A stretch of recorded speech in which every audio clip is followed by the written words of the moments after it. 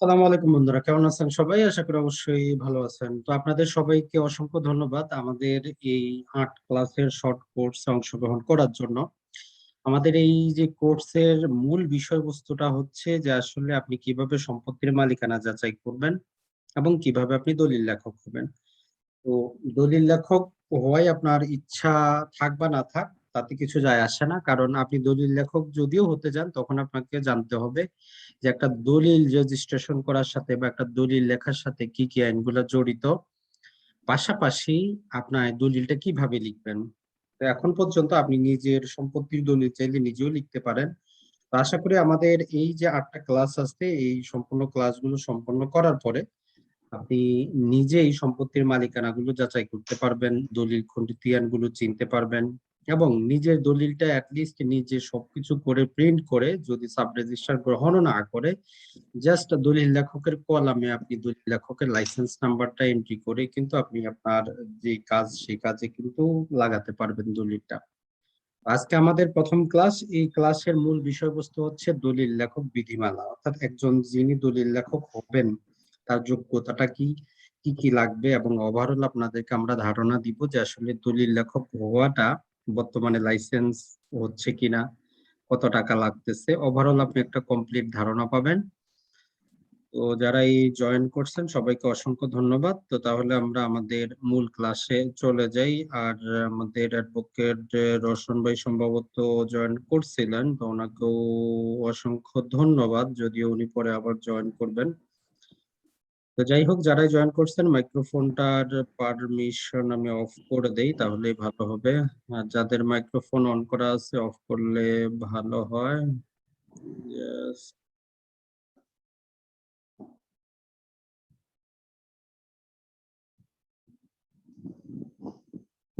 তবে জানি কার মাইক্রোফোনটা অন করা আছে আমি সেটাই দেখতেছি।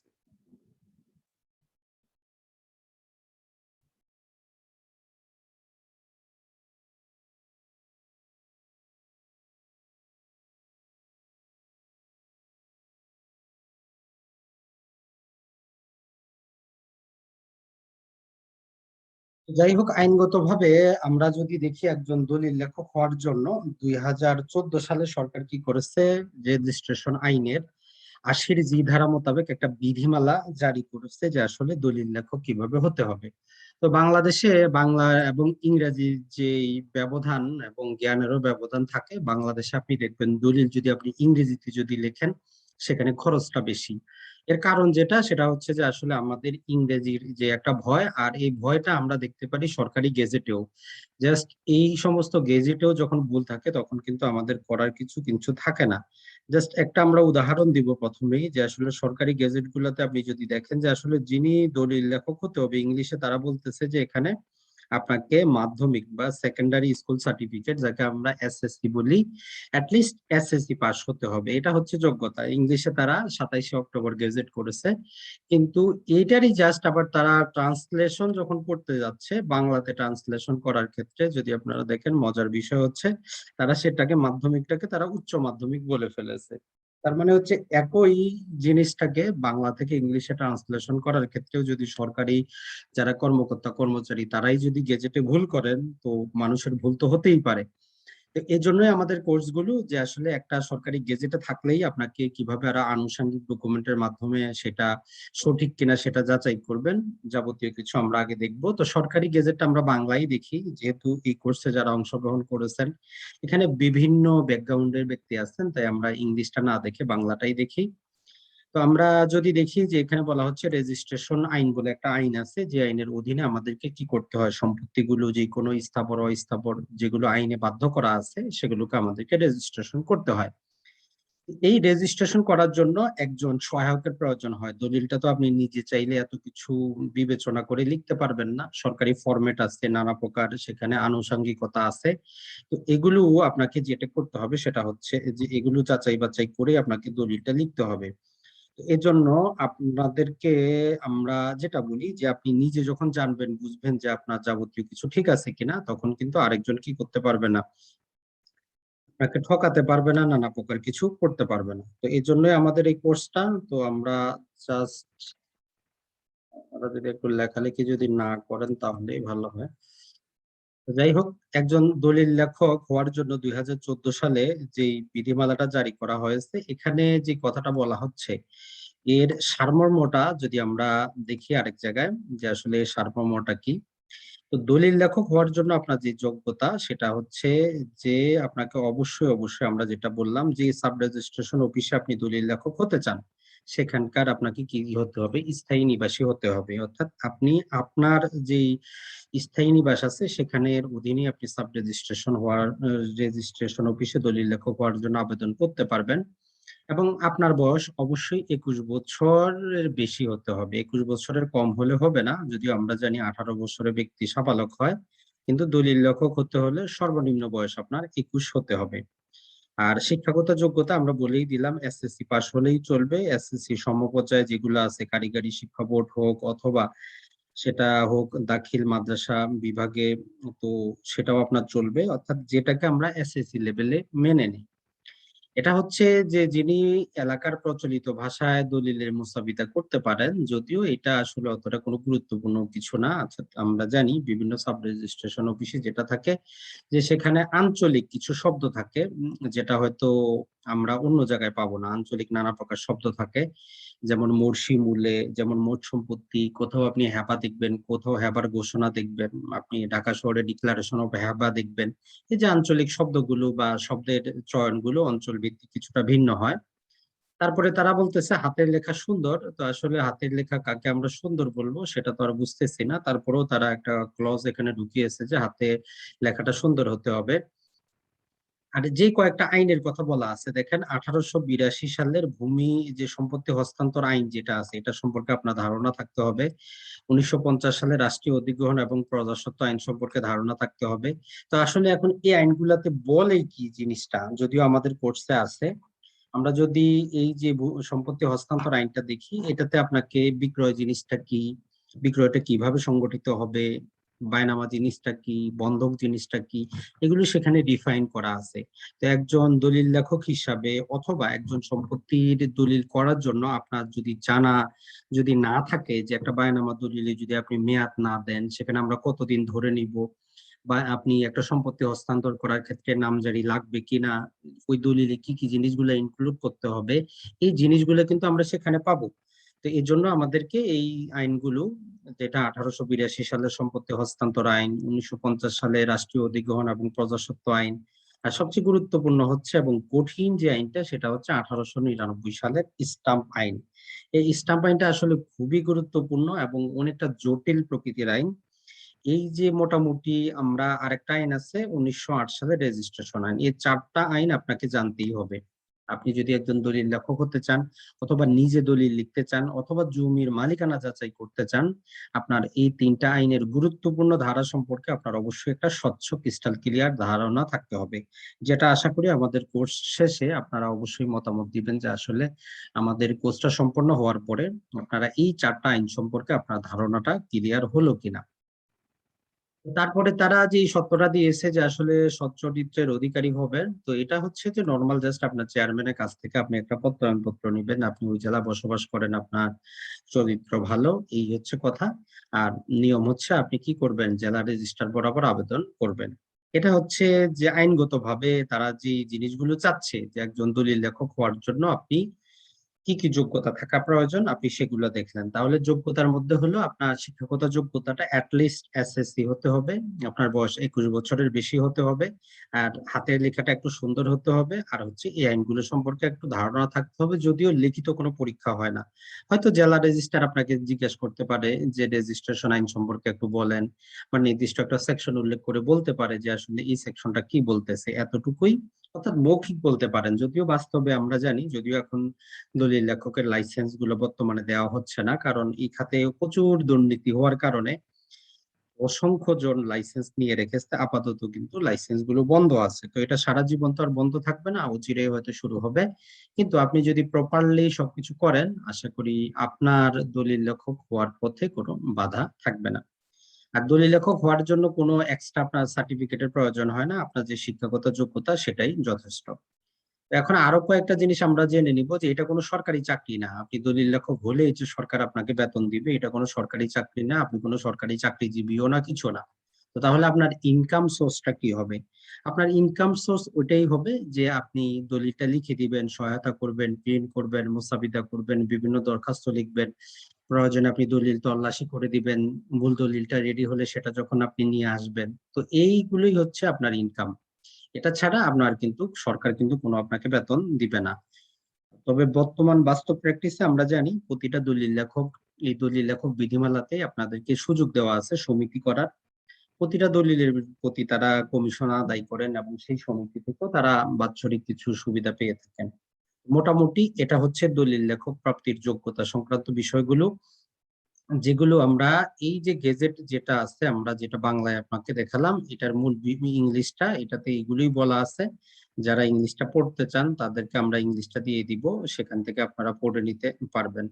আর যেহেতু অধিকাংশই বিভিন্ন ব্যাকগ্রাউন্ডের আছেন, তো এই জন্য আমরা পাশাপাশি বাংলাটা থেকে আপনাদেরকে পড়ানোর চেষ্টা করি যাতে আপনাদের বুঝে আসে। তো এখন আপনি যদি দলিল লেখক হওয়ার জন্য আবেদন করেন, তো এখানে শর্ত হচ্ছে আপনাকে কি করতে হবে, নিজ হাতে লিখতে হবে। আপনি টোটাল বিষয়বস্তুটা চাইলে আপনি নিজ হাতে লিখতে পারেন, যেমন আপনি তারিখটা লিখবেন, কত তারিখে আপনি লিখতেছেন, আপনার নামটা লিখবেন, আপনার বাবার নামটা লিখবেন। এগুলো হচ্ছে যে তারা যেহেতু আপনার হাতের লেখা যাচাই করতে চায়, তো এই জন্যই বলা। আর আপনার স্থায়ী ঠিকানা দিয়ে দিবেন, যে স্থায়ী ঠিকানা, তারপরে আপনার বয়সটা দিবেন, পড়াশোনার যে কত পর্যন্ত করছেন সেটা, ভাষাগত যোগ্যতা এই জন্যই আপনি দিবেন যে অনেক ক্ষেত্রে আমরা জানি ইংলিশে দলিল টাইপ করতে হয়। আপনি যদি ঢাকা শহরে যে বর্তমানে 13টি সাব রেজিস্ট্রেশন অফিস আছে, ম্যাক্সিমাম যে কর্পোরেট দলিলগুলো ইংলিশে, আপনি যদি আসলে ইংলিশ না পারেন সেক্ষেত্রে কিন্তু সমস্যা। তো যাই হোক, এগুলো যেহেতু ফরম্যাট প্রস্তুত করা থাকে, আপনি ইংরেজি না বুঝলেও যদি 1-1.5 মাস আপনি একটু চর্চা করেন, কি জিনিসটা চেঞ্জ করতে হবে আপনি নিজেই বুঝতে পারবেন। আর এক্ষেত্রে তারা একটা জিনিস চায় যে আপনার কোনো পূর্ব অভিজ্ঞতা আছে কিনা। তো এই জন্য আমরা প্রথমেই বলি, আপনি দলিল লেখক করতে চাইলে সে সাব রেজিস্ট্রেশন অফিসে যদি 1-2 মাস কারো আন্ডারে কাজ করেন, সেটা আপনার জন্য ভালো হয়। তো যদি আপনি কাজ করে থাকেন, দলিল সেখানে বলে দিবেন যে আপনি 4 মাস, 3 মাস বা 1 মাস, না থাকলে নাই, তাতে কিছু যায় আসে না। আর আইনগত যে বিষয়গুলো আমরা বললাম, এগুলো সম্পর্কে আপনার ধারণা যদি থাকে বলবেন আছে, অবশ্যই থাকতে হবে, না থাকলেও বলতে হবে যে আছে। আর আপনি কোন সাব রেজিস্ট্রেশন অফিসের অধীনে আপনি দলিল লেখক হতে চান সেটা লিখতে হবে। আর আপনার যাবতীয় ঠিকানাটা দিয়ে দিতে হবে। এটা আপনি নিজে সাদা কাগজে লিখতে পারেন। আর যদি আপনারা অতটা কষ্ট করতে না চান, তাহলে আপনাদের জন্য এখানে একটা প্রিন্ট করা আছে, জাস্ট প্রস্তুত করা আছে। এটার মধ্যে জাস্ট আপনি আপনার নামটা লিখে দিয়ে দিবেন। এখানে আপনার নাম, পিতার নাম, গ্রাম সবকিছু লিখে জাস্ট এতটুকু করে আপনি দিয়ে দিবেন, তাহলেই যথেষ্ট। এখন যার যেটা মনে হয়। তো আমি মনে করি যদি আপনি আসলে টাকা পয়সা ছাড়া, যদি কোনো ঘুষ দেওয়া ছাড়া দলিল লেখক হতে চান, সবকিছু আপনার ওই নিজের হাতে লেখাটাই বেস্ট হবে। যেহেতু তারা আপনার হাতের লেখাটা যাচাই করতে চায়। আর আপনি চাইলে এই ফরম্যাটটাও ব্যবহার করতে পারেন, যেটা আমরা আপনাদেরকে দিয়ে দিব। আপনি প্রিন্ট করে রাখতে পারেন। যদি কখনো সুযোগ হয়, আপনি এই ফর্মে আবেদন করতে পারবেন। তো এটা ছিল আমাদের তাহলে দলিল লেখক হওয়ার যোগ্যতা এবং আবেদন যে আপনি করবেন তার আনুষঙ্গিক বিষয়বস্তু। এখন আমরা যদি আরো কিছু এখন দেখব যে তাদের বিধিমালাতে কি বলা আছে, তো তার আগে একটু টাকা পয়সার খরচটা একটু দেখে নেই, কারণ সবাই তো আসলে আমরা জীবনে যে পেশায় থাকি, টাকা পয়সাটাই মেইন। এখন দুঃখের বিষয় যেটা হচ্ছে যে সবকিছুর দাম যদিও বাড়ে গত 20-22 বছরে, দলিল লেখকের সরকারি খরচ কিন্তু বাড়ে নাই, যেটা এখন হাস্যকর। যেটা আসলে আমরা বলবো সময়ের সাথে এটা সামঞ্জস্যপূর্ণ না। তারপরেও যেহেতু আইনে এখন পর্যন্ত আছে, সেটাই আমরা আপনাদেরকে তুলে ধরতেছি। যদিও বাস্তবে আপনাকে এর চাইতে ডবল খরচ দিতে হয় যে কোনো একটা দলিল রেজিস্ট্রেশন করার জন্য। তো সর্বশেষ 2002 সালে তারা কিছুটা সেখানে যেটি করেছে সেটা হচ্ছে যে চেঞ্জ করেছে। তো আর যারা বলবো যে আসলে আপনার যদি একান্তই টু দা রিলেটেড প্রশ্ন থাকে তবে হাত উঠাবেন, না হলে ক্লাস শেষে কিন্তু আপনারা সময় পাবেন আপনার প্রশ্ন করার জন্য। তো নর্মালি দলিলের যে পাতাগুলো আছে, এক পাতার মধ্যে 300 শব্দ ধরে নেওয়া হয় যে আপনি এক পাতাতে সর্বোচ্চ 300 শব্দ লিখবেন। এই এক পাতা মুসাবিদা করার জন্য আপনার 15 টাকা করে হিসাব হয়। নর্মালি যদি আপনার একটা দলিল আমরা জানি 10 পাতা হয়, নর্মালি একজন দাতা গ্রহীতা হলে ম্যাক্সিমাম 10 পাতা হয়। তো সেই হিসাবে দেখেন আপনার 10 পাতার একটা দলিল মুসাবিদা। এখন মুসাবিদা মানে হচ্ছে কি যে আপনার সম্পত্তির মালিকানাটা কার কাছ থেকে আসলো, সিএস থেকে এস এ, এস এ থেকে আর এস কিভাবে আসলো সেটা উনি ধারাবাহিকতায় লিখবেন। আপনার আইডি কার্ড অনুযায়ী নামগুলো লিখবেন, যাবতীয় কিছু লিখবেন, এইগুলোকে বলা হচ্ছে মুসাবিদা। তো এইরকম যদি 10 পাতার হয় তাহলে উনি প্রতি পাতার জন্য 15 টাকা করে আপনার কাছে চার্জ করতে পারেন, 15 টাকা করে। আর দ্বিতীয় আরেকটা ফি উনি আদায় করতে পারেন, বলা হচ্ছে যে মুসাবিদা হতে দলিল লিখন এবং সাব রেজিস্ট্রেশন অফিসের যাবতীয় কার্যকলাপে আপনাকে সহায়তা করার জন্য। একটা হচ্ছে মুসাবিদা করা, মানে হচ্ছে আপনার সম্পত্তির যাবতীয় টাইটেল উনি বের করে দিলেন যে কোনটা থেকে কোনটা আসলো, কি আসলো। পরে সেটা আগে যেহেতু কি হইতো, আগে হাতে লেখা হইতো, এখন যদিও কম্পিউটারে টাইপ করা। তবে এখন দুই প্রকারের টাইপ করা পাওয়া যায়। একটা হচ্ছে যে হেডিং গুলো টাইপ করা থাকে, আপনি সেখানে হাতেও লিখতে পারেন। আর একটা হচ্ছে টোটাল বিষয়বস্তুটাকে কম্পিউটারে প্রিন্ট করা হয়। দুটাই গ্রহণযোগ্য। যদি আপনার কম্পিউটার সম্পর্কে জ্ঞান নাও থাকে, টেনশনে কিছুই নেই, আপনি ওই ফরম্যাটটা আপনি প্রিন্ট করে নিয়ে নিজে হাতেও লিখতে পারবেন। সেটা লিখে সাবমিট করলেও সেটাও গ্রহণযোগ্য, শুধুমাত্র ফরম্যাটটা আপনার প্রিন্ট কপি হলেই চলবে। তো বলা হচ্ছে এইভাবে দ্বিতীয় ফি হিসাবে আপনি প্রতি পাতা আরো 10 টাকা করে আদায় করতে পারবেন। এটা সরকারি হিসাবের কথাটা আমরা বলতেছি। এখন 3 নম্বর এই ফিটা যেটা হয়, দেখেন কিছু দলিল আছে যেগুলোর ফরম্যাট নাই। যেমন আমরা যদি বলি আপনি বাটোয়ারা দলিল করবেন, আপনি ভ্রমণ সংশোধন দলিল করবেন, রিডামশন ডিড করবেন, এগুলোর কোনো ফরম্যাট সরকার দেয় নাই। তো এটা একজন দলিল লেখক তার স্মরণ শক্তি থেকে যাবতীয় কিছু করেন, উনি কিভাবে ফরম্যাটটা তৈরি করবেন। তো এটার জন্য উনি প্রতি টাকা 15 টাকা করে নিতে পারেন। তো এই তাহলে প্রথম দুইটি একসাথে আপনি কার্যকর করতে পারবেন, আর দ্বিতীয়টা হচ্ছে অবস্থা ভেদে। তারপরে যদি আমরা চলে আসি, সেটা হচ্ছে যখন আপনি একটা দলিল রেজিস্ট্রেশন করেন, আপনাকে একটা রসিদ দেওয়া হয়, যেটাকে আমরা বলি 52 ধারা রসিদ। মানে রেজিস্ট্রেশন আইনের 52 ধারা মোতাবেক আপনি যে দলিলটা রেজিস্ট্রেশন করার জন্য দিলেন, সাব রেজিস্ট্রার গ্রহণ করছেন, পাইছেন, এই মর্মে আপনাকে একটা স্বীকারোক্তি দেয়, ওইটাই হচ্ছে 52 ধারা রসিদ। তো নর্মালি আমরা ওই রসিদটা যেটা হয় সেটা হচ্ছে যারা দলিল লেখেন তাদের কাছেই থেকে যায়। ওই রসিদটা যখন আপনি 6 মাস বা 2 বছর পরে দেখাবেন, তখন তারা মূল দলিলটা দেয়। তো এরকম একটা দলিল পাওয়ার জন্য উনি সর্বোচ্চ 5 টাকা দাবি করতে পারেন, যে উঠায় রাখবেন 5 টাকা। বাস্তবে এটা 200 থেকে 500 টাকা হয়, যদিও এই খরচটা বাড়ানো দরকার। তারপরে যেটা হয় যে ছাপানো ফর্ম বা অন্যান্য যাবতীয় ফর্ম পূরণ করার জন্য, তো মনে রাখবেন যখনই একটা দলিলের সাথে অনেক কিছু ফর্ম কিন্তু পূরণ করতে হয়, যেমন এলটি নোটিশ পূরণ করতে হয়, নানা প্রকার আরো যেই জিনিস আছে, যারা বাস্তবে দলিল এখন অফিসে কাজ করেছেন সেখানে অসংখ্য কিছু লিখে দিতে হয়, এন্ট্রি করতে হয়, এগুলোর জন্য বলতেছে যে প্রতিটা দরখাস্তের জন্য 5 টাকা করে। এটা ছাড়া আপনি যখন যেটা করবেন, যৌথ প্রপার্টি যখন আপনি হস্তান্তর করবেন, তখন সহ অংশীদারকে একটা নোটিশ লিখতে হয়। তো সেটার জন্য তারা বলতেছে 2 টাকা আপনি নিতে পারবেন, যেটা হয়তো এখন অনেকেই বলবেন যে হাস্যকর। এখন যেটা আছে আমরা সেটাই তুলে ধরতেছি। তো তারপরে যদি আমরা দেখি, সেটা হচ্ছে যে রাষ্ট্রীয় অধিগ্রহণ এবং প্রজাস্বত্ব আইনের 89 ধারায় কি করতে হয়, নোটিশ প্রদান করা যায়। সবাইকে রিকোয়েস্ট করব যে ভাই ক্লাসটা করেন, অযথা চাপাচাপি করা তো আপনাদের কোনো দরকার নাই ভাই, অযথা চাপাচাপি করেন, আমি পারমিশনটাই অফ করে দেই। আপনি শুনেন, আপনাকে তো মোবাইলে তো কিছু করার জন্য তো বলে নাই রে ভাই কেউ। Just 1 second. সেটাই, ওই জন্য আসলে আপনাদেরকে পারমিশন দেওয়াটাই ভুল। তো যাই হোক, তাহলে যখন আপনি একটা যৌথ সম্পত্তি হস্তান্তর করবেন, সেক্ষেত্রে 89 ধারায় একটা নোটিশ লিখতে হয়, এসিলেন্ট সাহেবকে এলটি নোটিশ দিতে হয়। এগুলো পূরণ করার জন্য তারা বলতেছে যে এগুলোর জন্য আপনি কত, 2 টাকা, যেটা খুবই নগণ্য। এটা ছাড়া আপনি যদি দলিল তল্লাশি করে দিতে চান, তাহলে তারা বলতেছে যে সূচি বা দলিল তল্লাশি করার জন্য প্রতি বছর বা নাম হিসাবে আপনি 5 টাকা করে কি করতে পারেন। এটা হচ্ছে সরকারি খরচ, যদিও বাস্তবে এর চাইতে প্রায় 10 থেকে 15 গুণ বেশি খরচ আদায় করা হয়। একটা সূচি তল্লাশি করার জন্য প্রতি বছর কি করতে হয়, প্রায় প্রতি বছর হিসাবে 50 থেকে 100 টাকা নেন। এটা এখন পর্যন্ত সরকারি খরচ, এখনো নতুন কোনো গেজেট জারি হয়নি, সেই 2002 সাল, এখন চলতেছে 21, 19 বছর আগের খরচ। আপনি যখন একজন দলিল লেখক হবেন, আপনি দেখেন শিক্ষাগত যোগ্যতাটা আপনি জানতে পারলেন, কত টাকা আপনি পাইতে পারেন লিগালি সেটা আপনি জানতে পারলেন। তো এখন এই সমস্ত দলিল লিখতে নানা প্রকার আইনের প্রয়োজন হয়, যেগুলো আমরা পরবর্তী ভিডিওতে পড়বো। এটা ছাড়া আপনাকে সর্বনিম্ন বাজার মূল্য বা মৌজা রেট বলে একটা শব্দ আপনাকে জানতে হবে, বুঝতে হবে, সেটা কি জিনিস সেটা আমরা যখন রেজিস্ট্রেশন আইনে পড়বো সেখানে বলা আছে। এটা হচ্ছে যে যখন আপনি কোনো সম্পত্তি কি করবেন, বিক্রি করতে যাবেন, প্রতি শতাংশ হিসাবে যেটা হয়, প্রতিটা সাব রেজিস্ট্রেশন অফিসে তাদের যেটা করা আছে, তাদের একটা সর্বনিম্ন বাজার মূল্য দেওয়া আছে। যদি জাস্ট আমি এখানে একটু দেখাই, এটা হচ্ছে যে একটা সাব রেজিস্ট্রেশন অফিসের সম্পত্তিগুলার নির্দিষ্ট সম্পত্তির বিভিন্ন প্রকার বাজার মূল্য। এখন আপনার নিজের সম্পত্তি আপনি যদি নিজেও দলিল করতে চান, সম্পত্তি ক্রয় করতে চান, এখান থেকে আপনার উচিত হবে প্রথমে আপনি যেই দাগের সম্পত্তি ক্রয় করতে চাচ্ছেন একবার সরকারি দামটা কত আছে সেটা একটু আপনি খোঁজ নেন। যে কোনো দলিল লেখককে বললে তারা আপনাকে দিবে। এখানে যেমন ধরেন যে টাঙ্গা 19,000 সামথিং তারা প্রতি শতাংশ দিচ্ছে, দলা দিচ্ছে 13,000, বাস্তু মানে হচ্ছে বাড়িঘর 18,000, পুকুর পাড়ের জন্য আলাদা আলাদা করে দিয়ে দিচ্ছে।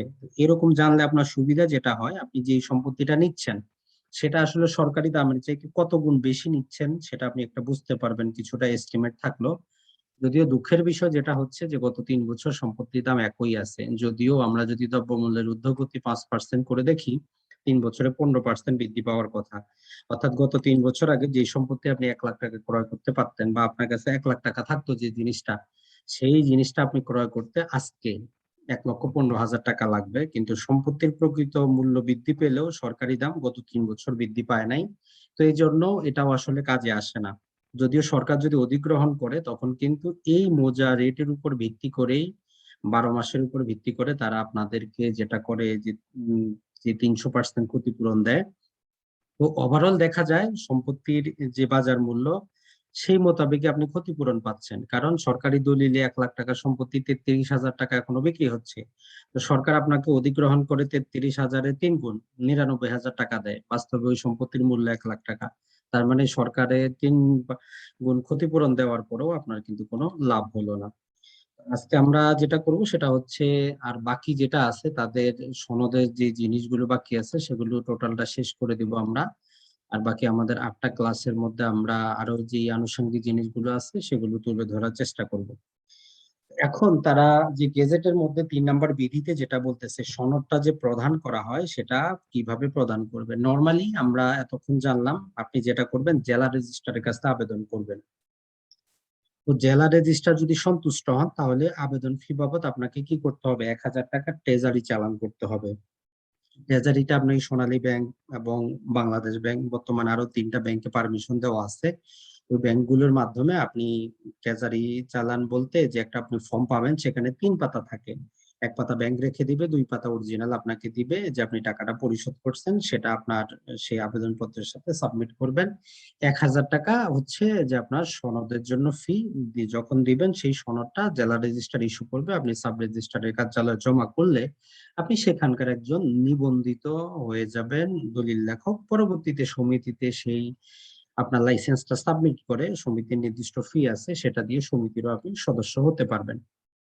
আপনার যে সনদ এটা প্রতি বছর নবায়ন করতে হয়। আপনার সনদটা ডিসেম্বরের 31 তারিখ পর্যন্ত কার্যকর থাকে। দেখুন এখানে বলাই আছে যে বিতরণের 31 তারিখ পর্যন্ত, বছরের 31শে ডিসেম্বর পর্যন্ত বলবৎ থাকবে। তারপরে আপনার বিরুদ্ধে যদি কোনো অভিযোগ না থাকে, অর্থাৎ সাব রেজিস্ট্রারের সুপারিশকৃত এই মর্মে, তখন আপনার সেটা কি হয়, সেটা হতে পারে নবায়ন পরবর্তী বছরের জন্য। এক্ষেত্রে আইনের এখানে এই যে 65 বছর পর্যন্ত পূর্বে একটা নিয়ম ছিল, পরবর্তীতে গেজেট করে এই 65টাকে বাদ দেওয়া হয়েছে। অর্থাৎ আপনি সারা জীবন একবার যদি লাইসেন্স পান, আপনি যতদিন মারা না যাচ্ছেন আপনার লাইসেন্সটা আপনার থাকবে, আপনি দলিল লিখতে পারবেন। এটা সম্ভবত 2019 সালে একটা গেজেট করে এই পরিপত্রটা করা হয়েছে যে একজন দলিল লেখক কি করতে পারবেন, সারা জীবন উনি দলিল লিখতে পারবেন। পূর্বে 65 বছর ছিল, যেটা 2019 সালে আর একটা পরিপত্র জারি করা হয়েছে, যার পরিপত্রটা আমি দিয়ে দিব আপনাদেরকে। তো এই যে নবায়নের জন্য আপনাকে ফি দিতে হবে, প্রতি বছর নবায়ন করার জন্য আপনাকে যে ট্রেজারি চালানের মাধ্যমে ফিটা দিতে হবে, জাস্ট সামান্য ফি। এখানে তারা সম্ভবত 200 টাকা, একটু নিচের দিকে আমরা পাবো যে এখানে দেওয়াই আছে 250 টাকা। অর্থাৎ আপনি 1,000 টাকা হচ্ছে আপনার প্রথমে লাইসেন্স নেওয়ার ফি, পরবর্তী প্রতি বছর নবায়ন করার জন্য মাত্র 250 টাকা, পাশে সরকারি যে 15% ভ্যাট। এই প্রতিটা জিনিসের সাথে মনে রাখবেন আমরা যে 1,000 টাকার কথা বললাম এর সাথে সরকারের 15% ভ্যাট কিন্তু যুক্ত হবে। তারপরে আমরা দেখি যে মূল সনদ যদি হারায় যায় এটা অতটা গুরুত্বপূর্ণ কিছুই না, আপনি 100 টাকা দিয়ে আবার তার প্রতিলিপি পেতে পারেন। যেমন ধরেন যে আপনার যদি নামজারি খতিয়ান হারিয়ে যায়, আপনি যেমন প্রতিলিপি উঠাইতে পারেন 100 টাকা দিয়ে, সেম একই রকম ভাবে যদি আপনার লাইসেন্সের মূল কপি হারায় যায় 100 টাকা জমা করে আপনি সেটা পেতে পারেন নতুন করে। তারপরে হচ্ছে আপনি যেই দলিল লেখক ওই হিসাবে যে সাব রেজিস্ট্রেশন অফিসে কাজ করতেছেন, সেখানে আপনার কি থাকবে, সাব রেজিস্ট্রারের কাছে আপনাদের একটা লিস্ট থাকবে। প্রতিটা সাব রেজিস্ট্রারের আপনি দেখবেন টেবিলের মধ্যে লিস্ট থাকে। কারণ দলিলের মধ্যে যখন একটা দলিল লেখকের লাইসেন্স আসে, তখন সে উনি একটু দেখেন যে আসলে এই দলিল লেখক এখানে আছে কিনা, নবায়নকৃত কিনা। কারণ অনেকেই ক্ষমতার দাপটে যেটা হয়, নানা প্রকার অসদাচরণ করেন, তার লাইসেন্সটা নবায়ন হয় না, কিন্তু সেই লাইসেন্স দিয়ে সে দলিল লিখে। তো এই জন্য প্রতিটা সাব রেজিস্ট্রারের টেবিলে আপনারা দেখবেন যে তাদের লাইসেন্স নাম্বার গুলো দেওয়া থাকে। তবে এই ক্ষেত্রেও যে জালিয়াতি বলবো আমরা, 2 নম্বরই যেটা হয়, এই লাইসেন্স গুলো বিক্রি হয়। যেমন আপনি একজন দলিল লেখক কে লাইসেন্স নিচ্ছেন, আপনি অফিস করেন না, আপনি হয়তো অন্য কোনো ব্যক্তিকে সেই অফিসে বসায় রাখছেন। বসানোর পরে আপনার লাইসেন্সটা ব্যবহার করে সে দলিল লিখে আপনাকে প্রতি দলিল প্রতি কমিশন দেয়। অনেক সাব রেজিস্ট্রেশন অফিসে এরকমও আছে যে নিজে আসলে শুধু ক্ষমতার জোরে বিভিন্ন রাজনীতি কারণবশত লাইসেন্সটা নিয়ে রেখেছে। উনি নিজে দলিল আসলে কি সেটাও বুঝেন না, আরেকজন দিয়ে কাজ করান এবং উনি নির্দিষ্ট কমিশন পান, এটাও দেখা যায় অনেক জায়গায়। তবে আপনাদের যে একটা তালিকা সেখানে থাকবে। তো এই জন্য আপনি যখন নিজে একজন দলিল লেখক দ্বারা দলিল করাবেন, তার লাইসেন্সটা আপনার চাওয়ার অধিকার আছে। তাকে বলতে পারবেন যে আপনার লাইসেন্সটা দেন, লাইসেন্সটা নবায়নকৃত কিনা সেটা আপনি দেখেন, কারণ টাকা পয়সা আপনি তাকে দিবেন। তো একজন জমির মালিক হিসাবে যখন আপনি একটা দলিল করবেন, এটি আপনি তার কাছে চাইবেন, অধিকার রাখেন। একান্তই সে না দিলে আপনি জাস্ট অফিস সহকারীকে বললে সে কিন্তু আপনাকে লিস্টটা দিবে যে এই সাব রেজিস্ট্রেশন অফিসে নবায়নকৃত এই বছরের জন্য কোন কোন দলিল লেখক আছেন, সেটা সেখান থেকে আপনি জেনে নিতে পারেন। অযথা যার লাইসেন্স নাই সেই লাইসেন্সের মাধ্যমে আপনি সাবমিট করলে যদি দলিলটা আটকে যায়, আপনার কিন্তু ভোগান্তি আপনার হবে, তাদের কিন্তু কিছুই হবে না। তো যাই হোক, তার পরবর্তীতে আমরা দেখি এখন একজন দলিল লেখকের কি অধিকার। তো এটা বলায় রাখে না যে আপনি যেহেতু লাইসেন্স পাইছেন, আপনি কি করতে পারবেন, সাব রেজিস্ট্রেশন অফিসের আন্ডারে সেখানে কোনো জায়গায় বসতে পারবেন, দলিল লিখতে পারবেন, যাবতীয় কিছু কাজ করতে পারবেন। আপনার পেশাগত অধিকারটা দিচ্ছে এই সনদের যে 7 নম্বর বিধিটা। তারপরে বলা হচ্ছে, যদিও এই বিধিমালা 8 নম্বরে বলা আছে যে আসলে এটা হচ্ছে যে একজন রেজিস্ট্রার কর্তৃক দলিল লেখকের সংখ্যা নির্ধারণ। একটা সাব রেজিস্ট্রেশন অফিসে কতটা দলিল লেখক থাকবে, সাব রেজিস্ট্রার চাইলেই কি অসংখ্য দলিল লেখক সেখানে উনি নিয়োগ দিতে পারেন কিনা। তো এখানে বলা হচ্ছে যে বছরে প্রতি 300 দলিলের জন্য একজন দলিল লেখক। এখন একটা সাব রেজিস্ট্রেশন অফিসে যদি বাৎসরিক আমরা যদি ধরি 10,000 দলিল রেজিস্ট্রেশন হয়, তারা বলতেছে 300 দিয়ে ভাগ দেন। এখন সর্বোচ্চ যদি এতজন হয়, যদি কম থাকে নিয়োগ দিতে পারবেন, তবে বাস্তবতা কিন্তু ভিন্ন। যদিও বিধিমালা বা আইনে অনেক কিছু লেখা থাকে, বাস্তবে একজন দলিল লেখকের লাইসেন্স দেওয়ার ক্ষমতা শুধুমাত্র জেলা রেজিস্ট্রারের। কিন্তু আমরা জানি যে বিভিন্ন প্রকার ক্ষমতার অপব্যবহার করে যে আইন মন্ত্রণালয় থেকে, নিবন্ধন অধিদপ্তর থেকে সরাসরি অসংখ্য লাইসেন্স ইস্যু করা হয়েছে। তো এই জন্য একটা গেজেটও জারি করা হয়েছে। তারা ব্যাকডেটে, যারা অবসরপ্রাপ্ত হয়ে গেছেন, তারা ব্যাকডেটে কি করেছেন, অসংখ্য লাইসেন্স এরকম বিক্রি করেছেন। তো এই জন্য পরবর্তীতে বিষয়টা জানাজানি হওয়ার পরে নিবন্ধন অধিদপ্তর থেকে বলা হয়েছে, যেমন আজকে 2021 সাল, তো একজন 2015 সালে উনি লাইসেন্স পাইছেন, ওই লাইসেন্সটা দেখায় আজকে উনি প্র্যাকটিস করতে আসতেছেন। এরকম যখন অসংখ্য ভুয়া এরকম বের হলো, তখন তারা বলতেছে যে না, এইরকম ব্যাকডেটের কোনো দলিল লেখককে কি করা যাবে না, এলাও করা যাবে না। কারণ আর গত 2 বছর, প্রায় 1-1.5 বছর, ওই জন্য আর কোনো দলিল লেখকের লাইসেন্স কিন্তু ইস্যু করা হচ্ছে না। তো যাই হোক, আমরা দেখি তারপরে এখানে বলতেছে একজন দলিল লেখক হিসাবে আপনি কি কি ফি গুলো আদায় করতে পারবেন, কোন কোন খাতে কি কি ফি, এগুলো আমাদের অবশ্যই জানা প্রয়োজন। যেটা আমরা বললাম, দলিল মুসাবিদাকরণ মানে হচ্ছে দলিলটা ড্রাফট প্রস্তুত করা, যে জমির মালিক কে ছিল, কার কাছ থেকে কিভাবে আসলো, দলিল নাম্বার কত, খতিয়ান নাম্বার কত, একটা ড্রাফট তৈরি করার জন্য খরচ আদায় করতে পারেন। সেখান থেকে লিখনের জন্য খরচ আদায় করতে পারেন, সহযোগিতা করার জন্য আদায় করতে পারেন। আর যেটা বললাম, যে দলিলে কোনো ফরম্যাটই নাই, সরকার শুধু এখন পর্যন্ত 2 প্রকারের দলিলের ফরম্যাট জারি করেছে, একটা মনে রাখবেন, একটা হচ্ছে সেল ডিড, যেটা দিয়ে আমরা আরো 2 প্রকারের দলিল লিখতে পারি, হেবা দলিল এবং দান দলিল। আর একটা হচ্ছে পাওয়ার অফ অ্যাটর্নি দলিল। এই 2 প্রকারের দলিলেরই কিন্তু ফরম্যাট আছে, আর বাকি দলিলগুলো কিন্তু ফরম্যাট নাই। তো এগুলো কি করতে হয়, একজন দলিল লেখককে নিজের ইচ্ছা থেকে, নিজের স্মরণ শক্তি থেকে লিখতে হয়, অথবা যেই সাব রেজিস্ট্রেশন অফিসে যেই প্রকারের ফরম্যাট ব্যবহৃত হয় সেই হিসাবে কাজটা করতে হয়।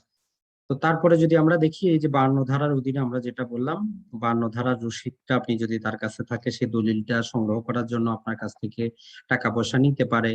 ছাপানো ফর্ম, আবেদন লেখার জন্য নিতে পারে, সমন পূরণ করার জন্য, নোটিশ লেখার জন্য, সূচি বই, রেজিস্টার বই তল্লাশি করার জন্য, এগুলোর জন্য উনি আপনার কাছ থেকে টাকা আদায় করতে পারে। এখন কত আদায় করতে হবে? 2014 থেকে আজকে চলতেছে আমাদের 2021, প্রায় গত 7 বছরেও মন্ত্রণালয় কি করতে পারে নাই, নতুন করে এগুলো কিন্তু আর ওনারা আপডেট করে নাই।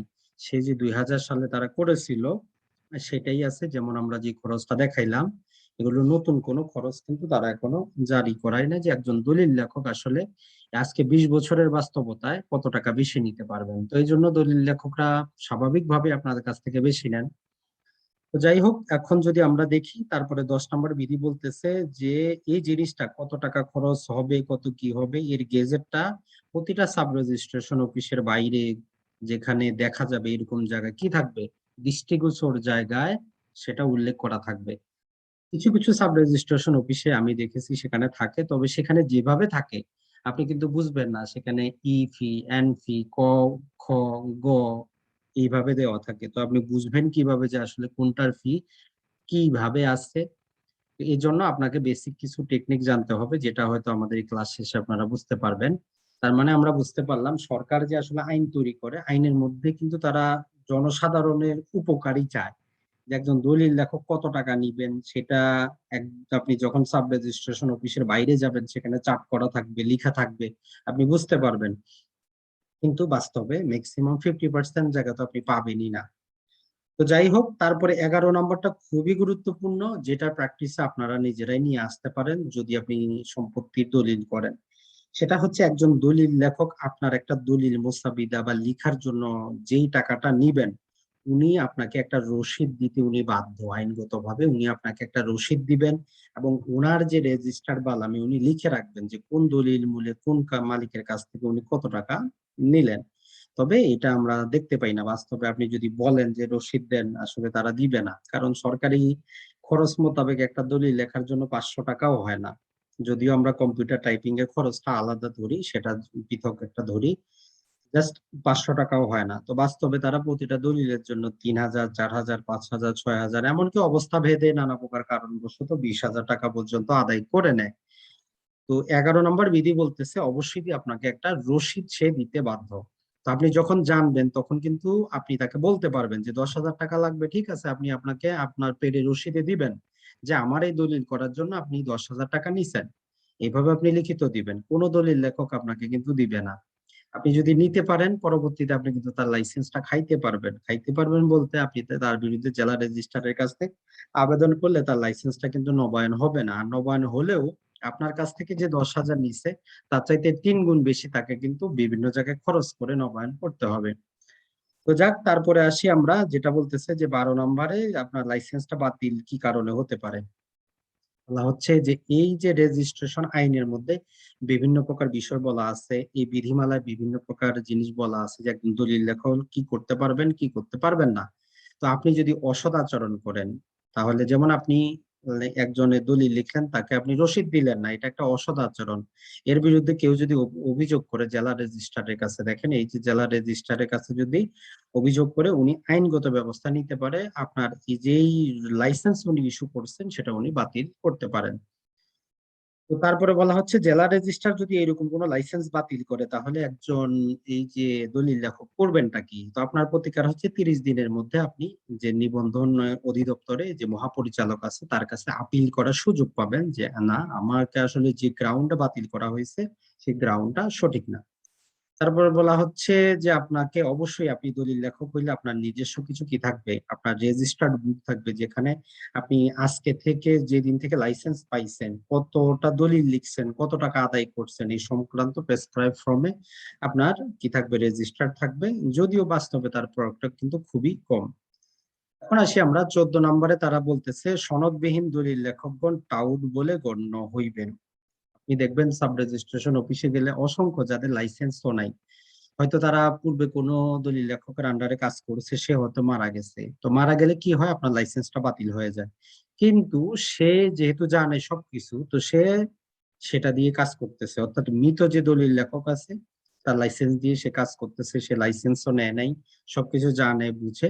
তো এইভাবে সে কাজ করতেছে। যদি বলতেছে এইরকম ভাবে কেউ যদি কোনো প্রকার লাইসেন্স ছাড়া সাব রেজিস্ট্রেশন অফিসের আন্ডারে কি করে, সে যদি অন্য কারো দলিল লিখে দেয়, নিজেকে দলিল লেখক হিসাবে যদি প্রচার করে, তাকে টাউট বলে গণ্য হবে। এই টাউটের জন্য একটা আইন আছে, যে সে আইনের অধীনে তাকে কি করা যাবে, গ্রেফতার করা যাবে। গ্রেফতার করে তাকে কি করতে হবে, শাস্তিরও ব্যবস্থা আছে। তো এরকম যদি টাউট পাওয়া যায়, টাউটদের একটা তালিকা তৈরি করে সেটাও বাইরে প্রকাশ করার বিধিমালাতে নির্দেশনা দেওয়া আছে।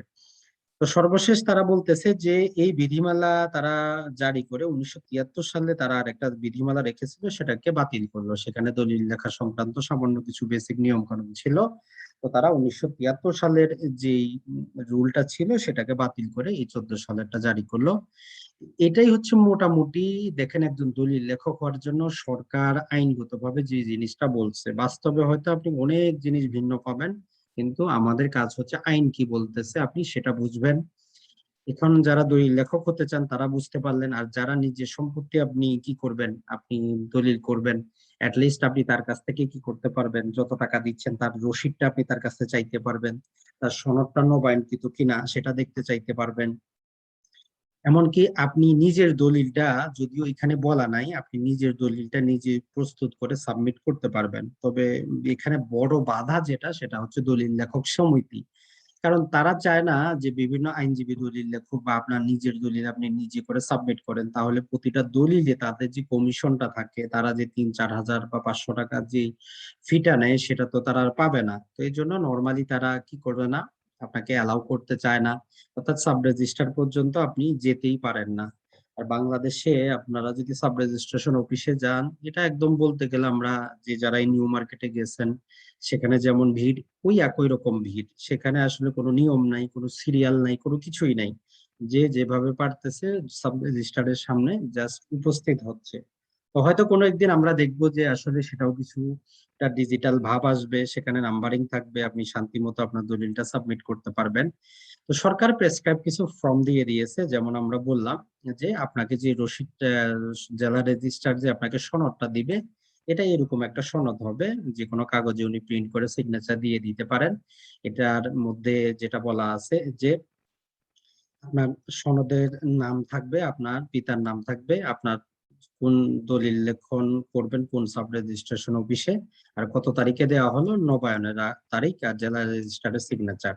তাহলে সাব রেজিস্ট্রারের কাজ কিন্তু নাই দলিল লেখকের লাইসেন্সের ক্ষেত্রে, শুধু কাজ হচ্ছে নবায়নের ক্ষেত্রে সুপারিশটা লাগবে। এটাই হচ্ছে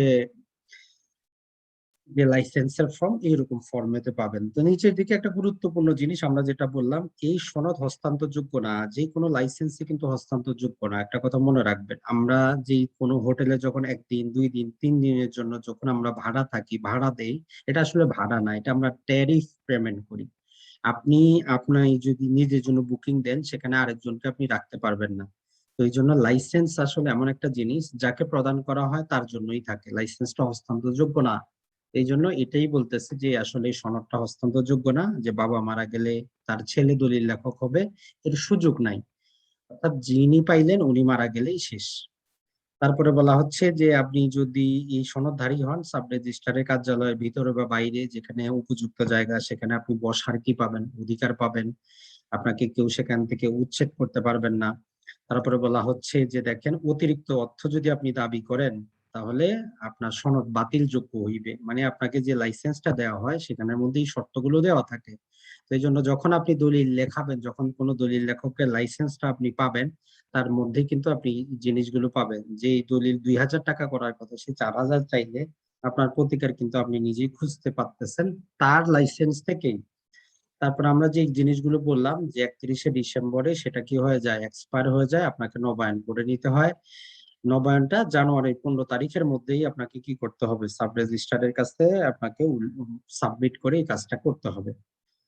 আর আপনি যাবতীয় কিছু মেনে চলবেন, এই যে বিধিমালাতে যে সমস্ত জিনিস বলা আছে এগুলো মেনে চলবেন। তো এটা হচ্ছে দলিল লেখক হওয়ার জন্য আপনার যেই তাদের সরকারগতভাবে যে জিনিসটা সেটা। আর আমরা যেটা বললাম, আপনি নিজে যখন হবেন, এটা আপনাকে নিজের টাকা, যে সাব রেজিস্ট্রারের কাছে যে তাদের একটা, আপনারা যতজন দলিল লেখক থাকবেন তাদের একটা নির্দিষ্ট ফি থাকবে, রেজিস্ট্রারের নাম থাকবে, লাইসেন্স নাম্বার থাকবে, নবায়নের নাম্বার থাকবে, যেটা হচ্ছে সাব রেজিস্ট্রারের জন্য এই ফর্মটা। তারপরে যদি আমরা দেখি যে এখানে তারা দিয়েছে আরো একটা ফর্ম, এগুলো নর্মালি তারা যেটা করে যে ব্লু কালারের একটা কাগজে প্রিন্ট করে, যদিও সাদা কাগজে করলেও চলে। আর যে ফর্মটা আমরা আপনাদেরকে দিলাম, এই যে দেখেন এখানে লিখাই আছে এরকম, এটা আমরা আলাদা একটা ইয়ার মধ্যে দিয়ে দিয়েছি, এটা আপনারা প্রিন্ট করে নিতে পারবেন পরবর্তীতে, সমস্যা নেই। জাস্ট আমরা যেটা দেখতেছিলাম, এই তো দেখেন যে আপনি যে টাকা পয়সাটা আদায় করলেন, আপনার কাছ থেকে যে একজন দলিল লেখক টাকা পয়সাটা নিল, উনি আপনাকে এই ফরম্যাটে একটা রসিদ দিতে কিন্তু বাধ্য, যেখানে আপনার দলিলের কি থাকবে, কার্যালয়ের নাম থাকবে, আপনার নাম থাকবে, মোট কত টাকা আদায় করলেন, দলিল লেখকের সিগনেচার থাকবে। বাস্তবে খুবই রেয়ার ক্ষেত্রে আপনি দেখবেন যে এরকম একটা রসিদ দেয়, কিন্তু এটা আপনি দিতে কিন্তু বাধ্য। আর আপনি যতটা দলিল লিখলেন তার একটা কি রাখবেন, রেজিস্টারে আপনি এন্ট্রি করে রাখবেন যে আপনি যে দলিলটা লিখলেন, কতটা দলিল লিখলেন, কত শব্দের লিখলেন, কত টাকা আদায় করলেন, টোটাল এই জিনিসটা আপনাকে লিখে রাখতে হবে। এখন বিধিমালাতে আপনারা অনেক কিছু দেখলেন, বাস্তবে তার 50% কিন্তু প্রয়োগ নাই। তো এই জন্য টেনশনের কোনো কারণ নাই। এখন আপনার যতটুকু প্রয়োজন আপনি এই বিধিমালা থেকে নিবেন এবং কাজে লাগাবেন। কোনো দলিল লেখক যদি না দেয়, আপনি এই বিধিমালার অধীনে জেলা রেজিস্ট্রারের কাছে তার বিরুদ্ধে কমপ্লেইন করতে পারবেন। এটা ছাড়া, অর্থাৎ আইনটাকে আমরা এমন ভাবে, একটা আইন এমন একটা জিনিস, সেটা হচ্ছে আইন আসলে কারো পক্ষে কারো বিপক্ষে না, আইন সবার জন্য। দেখেন একটা মামলা যখন হয়, একই জিনিস নিয়ে বাদীরও আইনজীবী থাকে, বিবাদীরও আইনজীবী থাকে, বাদীর আইনজীবীও একই আইন পড়ে, বিবাদীর আইনজীবীও একই আইন পড়ে, যে তার মক্কেলকে যতটুকু পারে সুবিধা দেয়, এটাই হচ্ছে আইনজীবীর কাজ, আর অন্য কিছু কিন্তু না। আর বিচারকের দায়িত্ব হচ্ছে যে আসলে উনি উভয় পক্ষটা শুনে যারটা বেশি আইনগত মনে হবে, আইনের নিকটবর্তী মনে হবে, ওই জিনিসটা উনি দিবে। আইনের মধ্যে যে শব্দগুলো লেখা থাকে বা বিধিমালা যেগুলো লেখা থাকে, এগুলো আসলে কোনো ক্রিস্টাল ক্লিয়ার না। প্রতিটা জিনিসের বিরুদ্ধে আপিল হয়। আপনি হয়তো একটা জিনিস লেখা থাকে, এর বিরুদ্ধে অন্য কিছু লেখা থাকতে পারে। তবে এই বিধিমালার একটা দুর্বলতা আমরা যেটা বলবো, যেটা কাজী হওয়ার ক্ষেত্রেও আসলে একজন মহিলা দলিল লেখক হতে পারবে কিনা, এটা কিন্তু কিছুই বলা নাই। যদিও আমরা জেনারেল ক্লজ একটু যদি দেখি, সেই মোতাবেক অবশ্যই একজন যে মহিলা আছেন তারা দলিল লেখক হতে পারবেন, কোনো বাধা নাই। কারণ জেনারেল ক্লজ একট বলে একটা আইনে বলতেছে যে ছেলে, অর্থাৎ হি ইনক্লুড শি, অর্থাৎ আমরা বাস্তব জীবনে অনেক শব্দ ব্যবহার করব। যেমন যদি একসাথে যদি চারজন কি কি করা হয়, 4 বছরের দণ্ড দেওয়া হয়, সেখানে যদি 2জন পুরুষ 2জন স্ত্রী থাকে, তো ইংরেজি শব্দ চয়নে সে কিন্তু বলবে না যে 2জন পুরুষকে এবং 2জন মহিলাকে শাস্তি দেওয়া হইলো। তো তাদের সবাইকে, অর্থাৎ এই যে এক বচন বহু বচনকে ইনক্লুড করে, পুরুষ স্ত্রীকে ইনক্লুড করে, এগুলো আলাদা একটা আইন করে বলে দেওয়া আছে।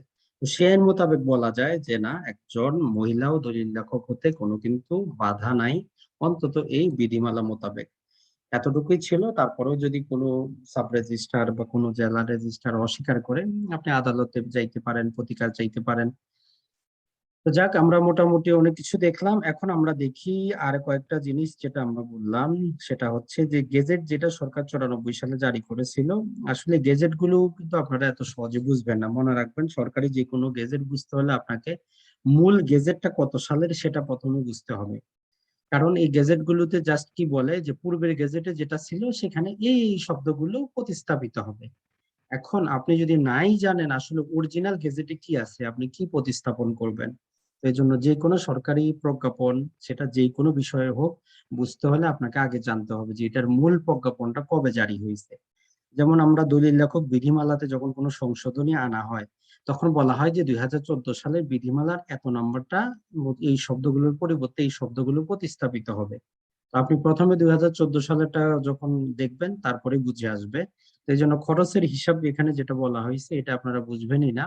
কারণ হচ্ছে যে 1973 সালে জারি করা হয়েছিল, তারপরে বলা হচ্ছে যে বন্ধনীগুলো প্রতিস্থাপিত হবে।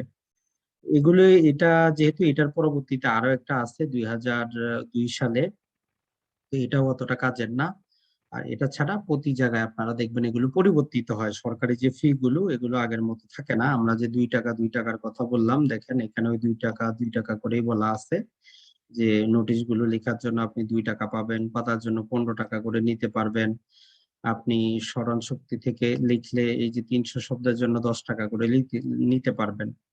আগের গেজেট গুলো হইতো ইংরেজিতে, তবে বর্তমানে গেজেট গুলো বাংলায় হয় এবং ইংরেজিতে হয়, দুটোতে হয়, তাই আপনাদের সমস্যা হবে না যারা ইংরেজি কম বুঝেন। আপনি যে কোনো গেজেট যদি ইংরেজিতে থাকে আপনি আর একটু তল্লাশি দিলে আপনি সেটার বাংলাও পাবেন। যেমন এই যে গেজেটটা আপনারা বাংলায় দেখতে পাচ্ছেন, এটারও আপনারা ইংরেজিতে পাচ্ছেন। এর জন্য টেনশনের কিছুই নেই, বাংলাও পাবেন ইংরেজিতেও পাবেন। তবে বর্তমানে 1984 সালের পরে একটা কথা মনে রাখবেন, নর্মালি যে কোনো আইন যদি বাংলায় প্রস্তুত হয় এবং ইংলিশে যদি তার ট্রান্সলেশন করা হয়, তাহলে যেটা হয় সেটা হচ্ছে যে বাংলাতে যেটা লেখা আছে সেটাই প্রাধান্য পাবে। তবে সেটা যদি আমরা এই বিধিমালায় প্রয়োগ করি আমরা ঠকে যাব, কারণ বাংলায় বলা হচ্ছে উচ্চ মাধ্যমিক আর ইংরেজিতে বলা হচ্ছে শুধু মাধ্যমিক। তো যাই হোক, সর্বশেষ সঠিক তথ্য হচ্ছে আপনি মাধ্যমিক পাস হইলেই চলবে, অর্থাৎ এসএসসি পাস হইলে দলিল লেখক হওয়ার জন্য আবেদন করতে পারবেন।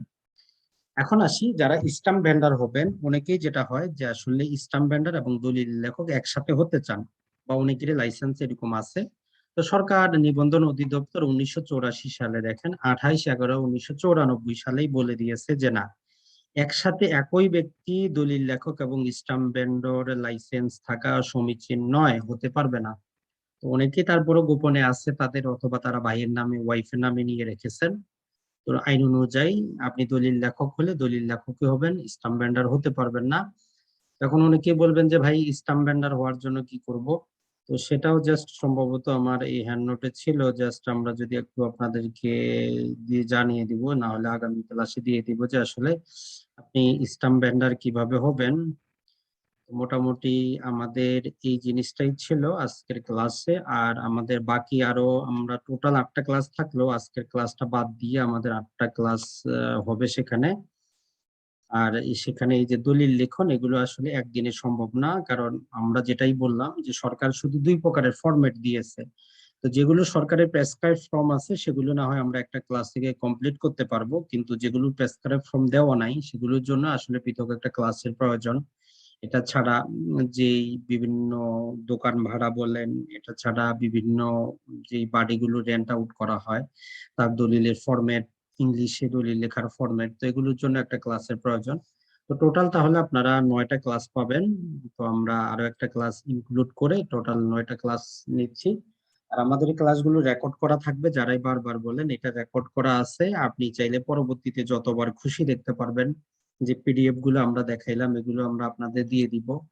আর যারাই আপনারা চান যে আপনি ইমেলে পেতে চান, যে আপনার মেইলে প্রয়োজন, তো অবশ্যই দয়া করে গ্রুপে তাহলে আপনার মেইল অ্যাড্রেসটা দিয়ে দিবেন, তাহলে আপনাদের মেইলে আমরা সেটা পাঠাতে পারবো। আর যারা হোয়াটসঅ্যাপ থেকে ডাউনলোড করতে পারেন তাদের তো কোনো সমস্যা নেই, আপনারা হোয়াটসঅ্যাপে ডাউনলোড করে সেখান থেকে নিতে পারবেন।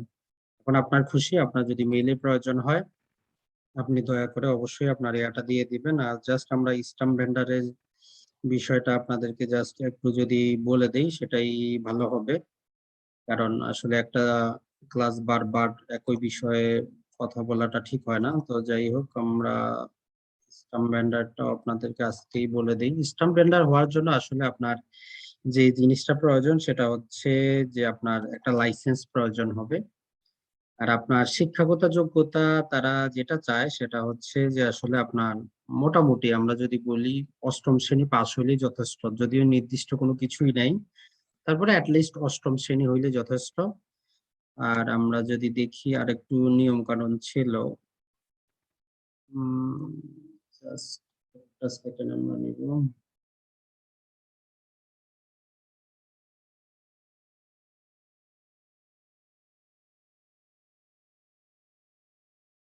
তো যাই হোক, সেটা আমরা দেখাবো। তো আজকের ক্লাসটা আমরা এই পর্যন্তই রাখবো, আপনাদের যদি কোনো প্রশ্ন থাকে করতে পারেন, এর মধ্যেই আমি ওটা দেখানোর চেষ্টা করব। তবে প্রশ্ন করার জন্য যেটা বললাম আপনারা হাত উত্তোলন করতে পারেন, আমরা 1 বাই 1 সবার নেওয়ার চেষ্টা করব। আর এরই মধ্যে আমি দেখি যে আসলে সেই এটা পাচ্ছি কিনা, যদিও আমার এখানে থাকার কথা। আপনার জুমে দেখেন আপনি হাত উঠানোর ইয়াটা পাবেন, অপশনটা পাবেন, সেখান থেকে আপনি চাইলে যে কোনো প্রশ্ন করতে পারেন, আমরা উত্তর দেওয়ার চেষ্টা করব। তো সবাইকে অসংখ্য ধন্যবাদ আমাদের এই ক্লাসে জয়েন করার জন্য। জি, মাহমুদুল হাসান ভাই মাইক্রোফোনটা আনমিউট করেন, বলেন।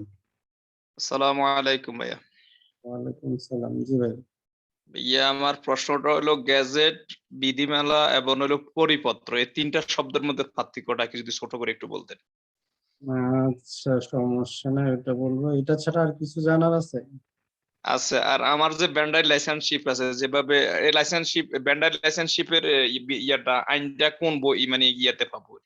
যেভাবে এখন দেখালেন। আসলে এটার জন্য সেরকম আসলে আমি আইন, আসলে আমাদেরকে ভাইয়া কোনো বইপত্র দেয়নি, এমনি লাইসেন্স করছি মোটামুটি ভাবে লিঙ্ক টিঙ্ক ধরে নিয়ে নিছি।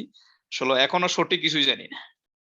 আচ্ছা সমস্যা নাই, ইনশাল্লাহ দেখা যাবে, টেনশন নাই। তবে যেটা হচ্ছে যে আপনার আসলে সবকিছুর জন্য তো আর আইন লাগে না, কিছু সরকার, যেমন আমরা ট্রেড লাইসেন্স গুলা করি, একটা দোকানে আপনি দোকান দিবেন, ট্রেড লাইসেন্স করেন, ওরকম বাংলাদেশে যেটা হয় ডিসি সাহেবদের কিছু ক্ষমতা আছে, কিন্তু এই সমস্ত স্টাম্পের লাইসেন্স দেয় ডিসি সাহেবরা, তাদের কিন্তু ওইরকম কিছু লাগে না কিন্তু, বুঝছেন কিনা।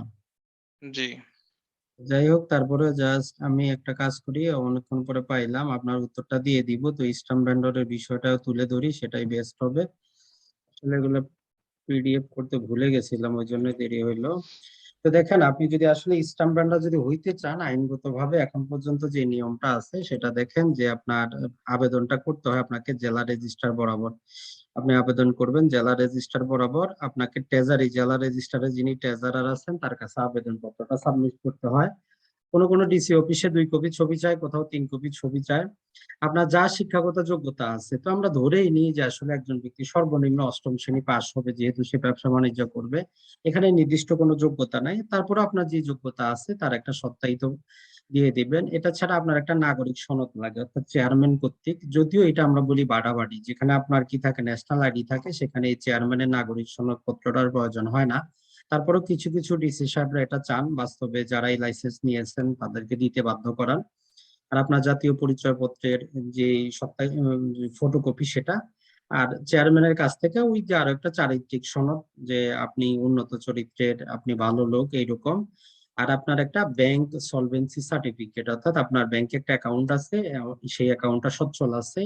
এই মোটামুটি জিনিসগুলোর প্রয়োজন পড়ে। যখন আপনাকে লাইসেন্সটা দেওয়া হয়, আপনাকে 750 টাকা এবং সরকারি 15% ভ্যাট ট্রেজারি চালানের মাধ্যমে সেটা জমা করতে হয়। এটাই হচ্ছে মোটামুটি আপনার নিয়ম।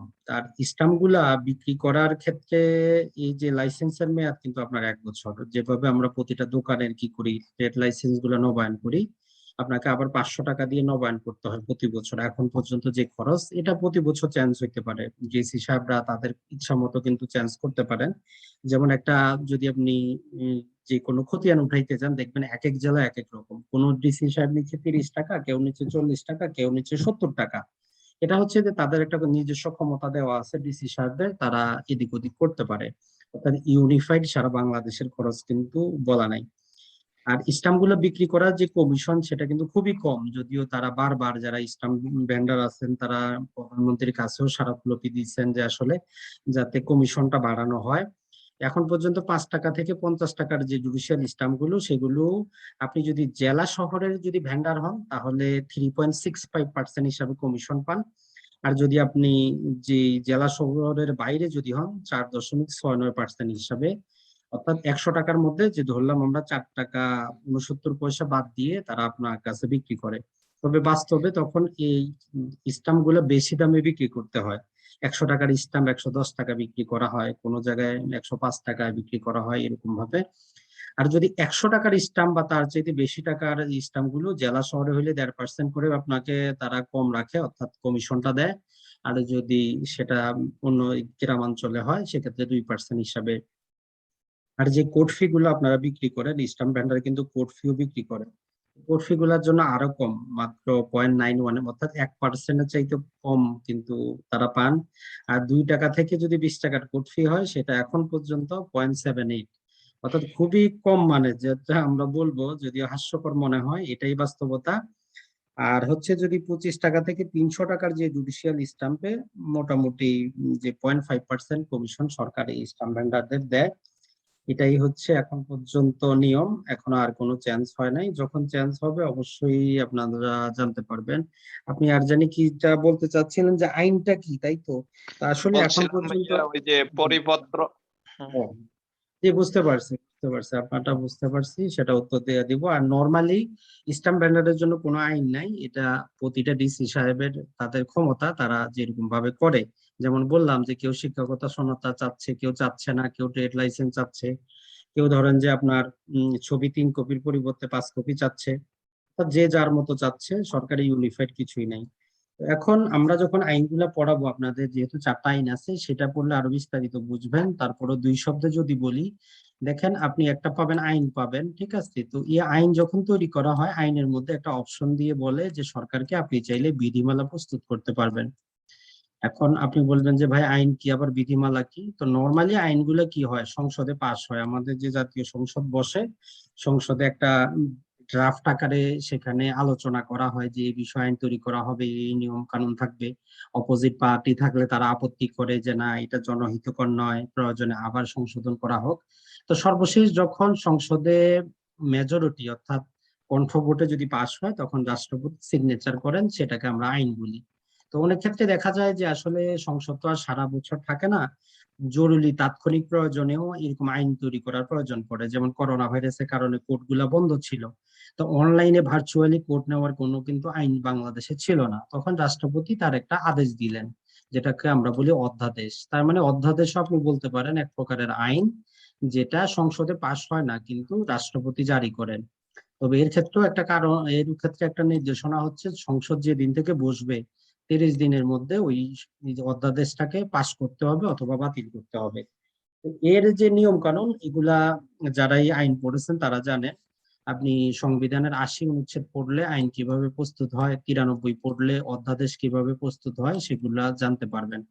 এখন আসি আইনের মধ্যে, আইনটা কিন্তু খুব কম শব্দে হয়। আইনটা চায় সরকার বা যারা আইন প্রস্তুত করে তারা চায় খুব লিমিটেড শব্দে আইনটা প্রস্তুত করার জন্য। আর আইনের মধ্যে তারা একটা সেকশন দিয়ে বলে যে এই আইনের সাথে সামঞ্জস্য রেখে সরকার বিধিমালা প্রস্তুত করতে পারবে। যেমন ধরেন আমরা যদি দেখি, পাওয়ার অফ অ্যাটর্নি আইন আছে 2012 সালে। তো সেখানে কি বলা নাই যে আপনি পাওয়ার অফ অ্যাটর্নি দিয়ে কি কি করতে পারবেন না, এই সম্পর্কে কিছু বলা নাই। বলা হচ্ছে আপনি যাই খুশি তাই করেন, আপনি যে কাজ নিজে করতে পারবেন সেটা করতে পারবেন। এখন অনেকেই সুযোগ নিয়ে পাওয়ার অফ অ্যাটর্নি, ধরেন আমার সম্পত্তি আপনারে পাওয়ার অফ অ্যাটর্নি দিলাম, আপনি কি করলেন, আপনার ওয়াইফকে হাবা করে দিলেন। তো তাতে কি হইলো, একটা সম্পত্তি হস্তান্তর হয়ে গেল, সরকার রাজস্ব হারাইলো। তো এই জন্য বিধিমালা করে সরকার বলতেছে যে না, আপনি পাওয়ার অফ অ্যাটর্নি আইন দ্বারা 5টা কাজ করতে পারবেন না। কি? সম্পত্তি আপনি দান করতে পারবেন না, সম্পত্তি হাবা করতে পারবেন না, ওয়াকফ করতে পারবেন না, এই যে জিনিসগুলো এগুলো আপনি করতে পারবেন না, দত্তক গ্রহণ করতে পারবেন না। তো দেখেন আইনে কিন্তু বলা নাই। এখন আপনি যদি বলেন আইনে তো নাই, আমি হেবা করতে পারবো না, তখন আপনাকে বুঝতে হবে যে না, আইনের অধীনে একটা বিধিমালাও থাকতে পারে, সেটাও আইনের মতো কাজ করে। তখন আপনি বলবেন যে ভাই, এই আইন তো আমরা বুঝলাম সংসদে পাশ হইলো, বিধিমালা তো সরকার জারি করে দিল, সংসদে তো আলোচনা হইলো না, তাহলে এটা আইন কিভাবে হইলো? তো যখন আমরা সংবিধান পড়ি, সংসদের এই সংবিধানের 152 নম্বরে তখন বলে যে আইন কাকে বলে। তো তখন তারা বলে যে যে যেটা আইন পাশ হইলো সংসদে, যেটা বিধিমালা, যেটা গেজেট, যেটা পরিপত্র, যেটা নির্দেশনা, যেটা রুলস, যা কিছু আছে সবই আইন। তো এখন আপনি বলবেন যে আরেকটা যেটা হয়, এসআরও জারি করে। এসআরও বলতে কি, যে নর্মালি যেটা হয়, যেমন আমরা দেখছি আগে রেজিস্ট্রেশন, একটা দলিল রেজিস্ট্রেশন করার জন্য 2% ছিল রেজিস্ট্রেশন ফি, 3% ছিল স্টাম্প শুল্ক। এটা সরকার কি করছে, রেজিস্ট্রেশন খরচ করলো 1%, স্টাম্প শুল্ক 1.5%। সংসদে কিন্তু আইন পাশ করে নাই, কোনো বিধিমালাও কিন্তু জারি করে নাই, যেটা কমাইলাম। সরকার একটা এসআরও জারি করেছে। এসআরও মানে হচ্ছে যে এই যে এসআরও, আইন মন্ত্রণালয় কি করা হয়, আইন মন্ত্রণালয়ের কাছে একটা নির্দিষ্ট বালাম বই আছে, যেমন সাব রেজিস্ট্রেশন অফিসে ইন্ডেক্স থাকে, বালাম বই থাকে। তারা যে আইনগুলো প্রস্তুত করছে তার লিস্ট থাকে, যে বিধিমালা প্রস্তুত করছে তারও লিস্ট থাকে। ওই বিধিমালাতে তারা যে সংশোধন গুলো আনতেছে, কারণ তাদের ক্ষমতা দেওয়া আছে বিধিমালায়। এখন বিধিমালাতে তারা যে একটা সংশোধনী আনবে, এটা তো একটা সিরিয়ালের প্রয়োজন হবে, না হলে আপনি কিভাবে বুঝবেন কত সালে জারি করা হয়েছে, কিভাবে জারি করা হয়েছে? তো নর্মালি এক্ষেত্রে আরেকটা জিনিস মনে রাখতে হবে, ল এর বাংলা আমরা বলি আইন। এগুলা আইনের ভাষায় আইনটাকে আবার আইন বলে না বা ল বলে না, আইনের ভাষায় বলে, সেটাকে বলা হয় স্ট্যাটু বলা হয়। মানে আইনগুলা নানা প্রকার আছে, যেমন আমরা লিমিটেশন অ্যাক্ট বলি, লিমিটেশন ল কিন্তু বলি না। তো সেগুলা যারা আইন বিষয়ে পড়াশোনা করছেন বা যারা আমাদের ওই কোর্সে অংশগ্রহণ করছেন, সেগুলো টেকনিক্যাল বিষয়, এখানে আমরা ওগুলো না বলি। জাস্ট এতটুকুই মনে রাখেন, আইনের অধীনে বিধিমালা, বিধিমালার মধ্য থেকে যখন সংশোধন করে, তখন নির্দিষ্ট ফরম্যাটে তারা একটা সিরিয়াল করে, এটাই এসআরও। এসআরওর মাধ্যমে তারা কি করতে পারে, যেমন রেজিস্ট্রেশন খরচটা 2% থেকে 1%, স্টাম্প শুল্ক 3% থেকে তারা 1.5% করছে, এগুলো তারা ক্ষমতা প্রাপ্ত হয়। এটাই হচ্ছে মোটামুটি আর কি বেসিক ধারণা পাওয়ার জন্য।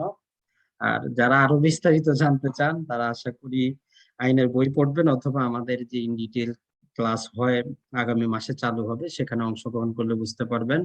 অসংখ্য ধন্যবাদ মাহমুদুল হাসান ভাই। তো ধন্যবাদ ভাইয়া আপনার এত সুন্দর আলোচনার জন্য ভাইয়া। জি, নার্গিস আক্তার জি, মাইক্রোফোনটা আনমিউট করেন, বলেন। আসসালামু আলাইকুম। ওয়ালাইকুম সালাম। যে আমার দুইটা কোশ্চেন, একটা হচ্ছে যে দলিল লেখক ছাড়া অন্য কেউ, যেমন একজন আইনজীবী বা অন্য কেউ যদি দলিল লিখে তাহলে কি সেটা রেজিস্ট্রি করা যাবে কিনা, হ্যাঁ, আর আপনি দুই যদি নাম্বার জি বলেন।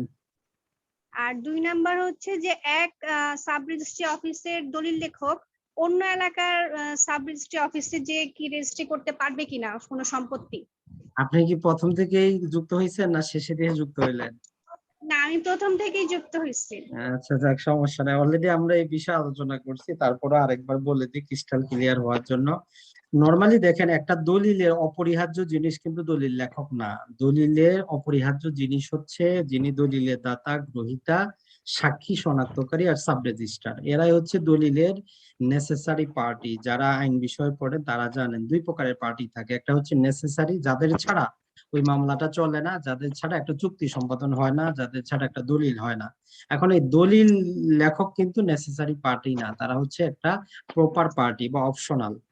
কিন্তু বাস্তবতা যেটা হচ্ছে, এই দলিল লেখক ছাড়া আপনি দলিল সাবমিটই করতে পারেন না দলিল লেখক সমিতির কারণে। আইনগতভাবে বা আপনার যদি সাব রেজিস্ট্রার পরিচিত থাকে, আপনি নিজের দলিল নিজে প্রস্তুত করতে পারেন, অথবা কোনো আইনজীবীর মাধ্যমে প্রস্তুত করে সাব রেজিস্ট্রারের কাছে যত প্রকার খরচ আছে সেগুলো দিয়ে যদি সাবমিট করেন, আপনার দলিলটা যদি সাব রেজিস্ট্রার করে দেন, ম্যাক্সিমাম ক্ষেত্রে আপনার ব্যক্তিগত পরিচয় থাকলে করে দেয়, কোনো সমস্যা হয় না। সেটাতে আইনগত কোনো বাধা নাই, আপনার দলিলটা 2 নাম্বার হবে না, জাল হবে না, কোনো সমস্যা নাই। কিন্তু অন এভারেজ যারা পাবলিক আছেন, ম্যাঙ্গো পিপুল, কমন ম্যান, তাদের পক্ষে এটা সম্ভব না। কারণ হইছে, একটা দলিলে যত প্রকার খরচ, এগুলা আপনি জানার জন্যই একজন দলিল লেখকের কাছে যাইতে হবে। যারা আইন পেশায় আছেন তাদেরও এই খরচগুলা বের করতে অনেক কষ্ট হয়ে যায়, যেমন ই ফি, এন ফি, এনএন ফি, কোর্ট ফি, এগুলা বোঝার জন্য আপনাকে কিন্তু দলিল লেখকের কাছে যাইতে হবে। এখন আপনি যদি নিজে বের করতে পারেন যাবতীয় সবকিছু, আপনার যদি সাব রেজিস্ট্রার পরিচিত থাকে, দলিলটা সাবমিট করলে যদি উনি রেজিস্ট্রেশন করে দেন, কোনো সমস্যা নাই। দলিলে আইনগত কোনো ডিফেক্ট না। দলিল লেখক হচ্ছে দলিলে প্রপার পার্টি, অর্থাৎ নেসেসারি পার্টি না। আমরা বাস্তব অভিজ্ঞতায় বলি, অনেক ক্ষেত্রে সাব রেজিস্ট্রার করে দেন, যেমন আমি নিজেও করাইছি, কোনো সমস্যা নেই। আর আপনি যদি পাওয়ার অফ অ্যাটর্নি দলিলের সরকারি প্রেসক্রাইব ফর্ম দেখেন, সেখানেও বলা আছে যে অপশনাল। যদিও মূল যেইটা রেজিস্ট্রেশনের 22-এর ক ধারায় যেটা জারি করা আছে সেখানে কিছু বলা নাই, তবে আপনার পরিচিত থাকলে আপনি দাখিল করতে পারবেন, আইনগতভাবে দলিলে কোনো ব্যত্যয় ঘটবে না। আর দ্বিতীয় প্রশ্নটা জানি কি ছিল আপনার, নার্গিস ম্যাডাম? দ্বিতীয়টা জানি কি ছিল আপনার? জি, মাইক্রোফোনটা যদি আনমিউট করতেন। মানে একজন দলিল লেখক কি ও যে কোনো জি জি। এলাকায় যে সাব রেজিস্ট্রি অফিসে যে কাজ করতে পারে, নাকি নির্দিষ্ট একটা সাব রেজিস্ট্রারের আন্ডারে থাকতে হয়, মানে ওই অফিসেই কাজ করতে পারে? না, তো অলরেডি আপনি আমাদের এটা দেখছেন, আমরা যেটা বললাম যে প্রতিটা সাব রেজিস্ট্রেশন অফিসে, ওই সাব রেজিস্ট্রেশন অফিসে যারা কাজ করতে পারবে ওদের লিস্ট থাকে। তো এটা থেকেই অলরেডি আপনার বোঝা উচিত, বা যারা আছেন বুঝে যান যে আপনি যেই সাব রেজিস্ট্রেশন অফিসে লাইসেন্স নেবেন সেখানেই শুধু আপনি কাজ করতে পারবেন আইনগতভাবে। এর বাইরে যদি আপনি কাজ করেন, টাউট আইনে আপনি গ্রেফতার হইতে পারেন, টাউট আইনে আপনার শাস্তি হবে। তার মানে যেখানে আপনি লাইসেন্স নেবেন শুধু সেই সাব রেজিস্ট্রেশন অফিসে কাজ করতে পারবেন, এর বাইরে না। জি, অসংখ্য ধন্যবাদ। তারপরে যদি আমরা যাই, মাসুদ পারভেজ জি, মাইক্রোফোনটা আনমিউট করেন, বলেন। আজিম ভাই, জি আমি এই যে আপনার রেজিস্ট্রেশন আইন, এই যে বাসুদেব গাঙ্গুলি, ওনার এই বইটার মধ্যে পাইলাম যে আপনার দলিল লেখকের জন্য উচ্চ মাধ্যমিক সার্টিফিকেট থাকতে হবে, মানে ভাই, এইচএসসি। ভাই ওইটা আমরা শুনেন, ওইটাই প্রথমে ক্লিয়ার করে দিচ্ছি, আশা করি ওইটা আপনার প্রশ্ন করার কথা না। যে যখন সরকার ইংরেজিতে যখন জারি করলো, তারা কিন্তু আপনাদেরকে আমরা ক্রিস্টাল ক্লিয়ার কিন্তু দেখাইছি যে প্রথমেই বলে দিছি যে ইংরেজিতে তারা কিন্তু মাধ্যমিকই লিখছে, সেকেন্ডারি লিখছে। উচ্চ মাধ্যমিকের ইংরেজি হলো হায়ার সেকেন্ডারি, বুঝছেন কিনা? Higher secondary. হ্যাঁ, জি ওইটারে ভাই। বাংলা করতে যায়। এখন কথা হচ্ছে ঘুষ দিয়ে চাকরি নিলে যেটা হয় বাংলাদেশে, জানেন, ঘুষ বাণিজ্য, যিনি প্রকৃত আসলে তার চাকরি কিন্তু হয় না, বুঝছেন? আর হুম। এগুলা যে সচিবদের সিগনেচার থাকে ওনারা কিন্তু ট্রান্সলেট করে না, বাস্তবতা কিন্তু ভিন্ন। ঠিক আছে, এগুলা করেন ওই অফিসে যারা কাজ করে তারা করে দেয়, উনি শুধু দেখে একটু সিগনেচার করে দেয়। এখন ওই দেখার ক্ষেত্রে হয়তো মোবাইলে কথা বলতে বলতেও দেখে, বাংলাদেশের বাস্তবতাটা বুঝেন। মোবাইলে কথা বলতে বলতেও ফাইল নিয়ে আসলো, স্যার আচ্ছা ঠিক আছে। উনি ভালো করে উনি যাচাই করে না যে ট্রান্সলেশনটা সঠিক আছে কিনা। তো ওই জন্য, তবে এটার ফাইনাল যেটা বললাম যে আপনার মাধ্যমিক পাশ হলেই চলবে। পরবর্তীতে এটা নিয়ে যখন আমরাও যোগাযোগ করার পরে, তারা যদিও গেজেটটা জারি করে নাই, তারাই বুঝতে পারছে যে না, আমাদের ট্রান্সলেশনে ভুল হয়েছে। এক জায়গায় আমরা বলতেছি ইংরেজিতে বলতেছি মাধ্যমিক, বাংলায় বলতেছি উচ্চ মাধ্যমিক। এটা আসলে আপনার মাধ্যমিক হইলেই চলবে, মানে দাখিল বা সমমানের হইলেই চলবে। আর ওই যে এখন বাসুদেব গাঙ্গুলি, ওনারও তো ভুল নাই, উনি বাংলায় মানুষ, বাংলায় দেখে গেজেট দেখে আপনাদের তথ্য দিচ্ছে, উনিও তো ভুল করে নাই। উনি তো বাংলা দেখি গেজেট দেখেই বলছে, তাই না? তো ওনারও তো ভুল জি নাই। ভাই। তো ওইটা আপনি লিখে রাখতে পারেন, কাটে দিতে পারেন, এসএসসি সাইটে লিখে রাখতে পারেন। আরেকটা প্রশ্ন হলো ভাই, আমরা তো ওই আপনার যাই না, সাব রেজিস্ট্রার অফিসে বেশি একটা যাই না, তো কখন এই সুযোগটা দিব? সারা বাংলাদেশে কি একসাথে এই সুযোগটা দেয় নাকি না, আলাদা আলাদা এখন সাব আসলে রেজিস্ট্রার অফিসে? কাহিনীটা হয়েছে কি শোনেন, এক্ষেত্রে হয়েছে কি, এখন সব কথা তো আর বলা যায় না, তারপরে যতটুকু বৈধ আমরা বলতে পারি। নর্মালি যারা দায়িত্বপ্রাপ্ত ছিলেন আমরা দেখলাম বিধি মোতাবেক শুধু জেলা রেজিস্ট্রারই লাইসেন্স দিতে পারে, কথা বুঝছেন কিনা? কিন্তু মাঝখান দিয়ে এমন হয়েছে যে এই যারা নিবন্ধন অধিদপ্তরে তারা অবৈধ টাকা পয়সা নিয়ে অসংখ্য ব্যাকডেটে তারা লাইসেন্স ইস্যু করছে, ব্যাকডেটে। ধরেন যে 2010 সালে 11 সালে লাইসেন্স নিচ্ছে, এই মর্মে দেওয়ার পরে এই 2014, 15, 16-র দিকে তারা আসে কি করতেছে, ওইটা জমা দিচ্ছে যে দেখেন আমার লাইসেন্স আছে। এইরকম যখন অসংখ্য লাইসেন্স পাওয়া গেল, তখন সাব রেজিস্ট্রাররা জেলা রেজিস্ট্রারের কাছে কমপ্লেইন করলো যে সব তো ব্যাকডেটে আসতেছে, ব্যাপারটা কি? তখন দেখা গেল যে উপরের পর্যায়ে তারা টাকা পয়সা খাইয়ে দেয়, লাইসেন্সটা ইস্যু করছে ব্যাকডেটে। তো তখন যখন পরিচালক বা যারা চেঞ্জ হইলো, তো তখন ওরা নতুন করে নোটিশ দিয়ে বলতেছে যে না, ব্যাক ডেটে আর কাউরে নেওয়া যাবে না, আপাতত বন্ধ। অসংখ্য দলিল লেখক হয়ে গেছে, ব্যাক ডেটেও নেওয়া যাবে না। তো ওই জন্য তারা দিচ্ছে না। তবে চালু কখন হবে ওইটা তো আর আমরা বলতে পারি না, তখন আপনারা জানতে পারবেন। আর যারাই দলিল লেখক হইতে চান, আমি বলবো লাইসেন্স পান আর না পান, যে কোনো দলিল লেখকের আন্ডারে আপনারা কাজ করেন, 6 মাস 1 বছর কাজ করেন। তাহলে হবে কি, আপনার একটা বাস্তব অভিজ্ঞতা হবে। আইন তো আপনার অবশ্যই জানা প্রয়োজন আছে, কিন্তু বাস্তব অভিজ্ঞতাও কিন্তু আপনার লাগবে। কারণ আপনি যে অঞ্চলে কাজ করেন দেখবেন অনেক অঞ্চলে আঞ্চলিক শব্দই সবাই বুঝে, আইনের ভাষা কেউ বুঝেই না। আপনারা এসে বলবে 5 ঘন্টা জমি রেজিস্ট্রেশন করব, ঠিক আছে? আপনারা বলবে যে জমির মালিক আমি মরসিম হলে, আমি এটা আমি সেটা, তো এগুলা কিন্তু আপনি বইয়ে পাবেন না। তো এগুলো আপনারা ওই জায়গায় কাজ করার পরে ওই অভিজ্ঞতাটা হবে। তারপরে আপনি দলিল লেখকের লাইসেন্স নেন অথবা অন্যজনের আন্ডারে কাজ করেন। আর দলিল লেখকের ফিটা তো দেখলেন, ওইটা দিয়ে আপনার পেট চা পানিও চলবে না, তার মানে লাইসেন্স নিয়েও কাজ নাই। এমনি কম্পিউটার টাইপিং নিয়ে বসে যান ওইখানে, দলিল টাইপ করে দেন, নোটিশ ফটিশ করান, ওগুলাতে আপনার কাজ। আর যেটা বললাম বর্তমানে প্র্যাকটিস যেটা চলতেছে ওটাও বললাম, যে যিনি আসলে ক্ষমতা দেখায় লাইসেন্স নিচ্ছে উনি তো বুঝে না, উনি প্র্যাকটিসও করে না। তো ওনার লাইসেন্স ব্যবহার করে আপনি কাজ করেন, আপনি দলিলে ওনার লাইসেন্স দেন, ওনার অফিসে ওনা দিয়ে কাজ করেন, সেখানে তারে আপনি 25% দিল, 75% আপনার। কথা বুঝছেন কিনা? অনেক আছে, আপনি একটু জি খোঁজ ভাই নেন, বুঝছি। কয়েকদিন আসা যাওয়া করবেন, দেখবেন যে অনেক 100 জন দলিল লেখকের মধ্যে দলিল লেখে মাত্র 30 জন, 70 জন ওরা আসেও না, লাইসেন্স দিয়ে রাখছে, ওদের কাজটা অন্যজন করে, শুধু ওদের লাইসেন্স ইয়াটা ওইখানে ব্যবহার করে। ও সরকার যখন খুলবে তখন পাবেন, আর না হলে আগে শিখেন আপাতত। আর শুধু এটা শিখলে কি আপনার সুবিধাটা কি হবে, শুধু দলিল লেখা না, বিভিন্ন রকম চুক্তিও লিখতে হয়। যেমন একটা দোকান ভাড়া চুক্তি করবেন, একটা ফ্ল্যাট ভাড়া চুক্তি, অসংখ্য কাজ আছে। আপনি যদি যান দেখবেন যে আসলে শুধু দলিলটা জমা করলে আর কয় টাকা, এর বাইরে কিন্তু টাকা। অনেকে দলিল লেখকের কাছেই যায় একটা মালিকানা যাচাই করে দেওয়ার জন্য, অনেক অঞ্চলেই আছে, আইনজীবীর কাছে যায় না, যেহেতু আইনজীবীর কাছে যেতে অনেক টাকা পয়সা লাগে। তো দলিল লেখকের কাছে তো যে কোনো সময় যাইতে পারে, বলে যে এটা একটু দেখেন। তো আপনি যদি একটু বুঝেন তাহলে আপনার কিন্তু এখান থেকে হয়ে যাচ্ছে। আর আপনার কাছে ক্লায়েন্ট গেলে আপনি দলিলটা প্রস্তুত করে, লাইসেন্স না থাকলেও যার লাইসেন্স আছে তার সিগনেচার নিয়ে তারা কিছু দিয়ে আপনিও কাজ করাইতে পারেন। কথা বুঝছেন কিনা? তো এখন আসলে বলতে গেলে কি যে করলে অনেক বুঝছি। কিছুই করা যায়, না করলে কিন্তু নাই। এখন সরকার কবে চালু করবে ওইটা করতে করতে তো বুড়া হয়ে যাবেন, লাইসেন্স কিন্তু পাবেন না। জি, না অসংখ্য ওইটি আমি ধন্যবাদ। আমি মাঝে মাঝে আপনার বলেন। দলিল করাই, বুঝছেন, তখন অনেক দলিল আছে 50,000 60,000 টাকাও নিয়ে যায়।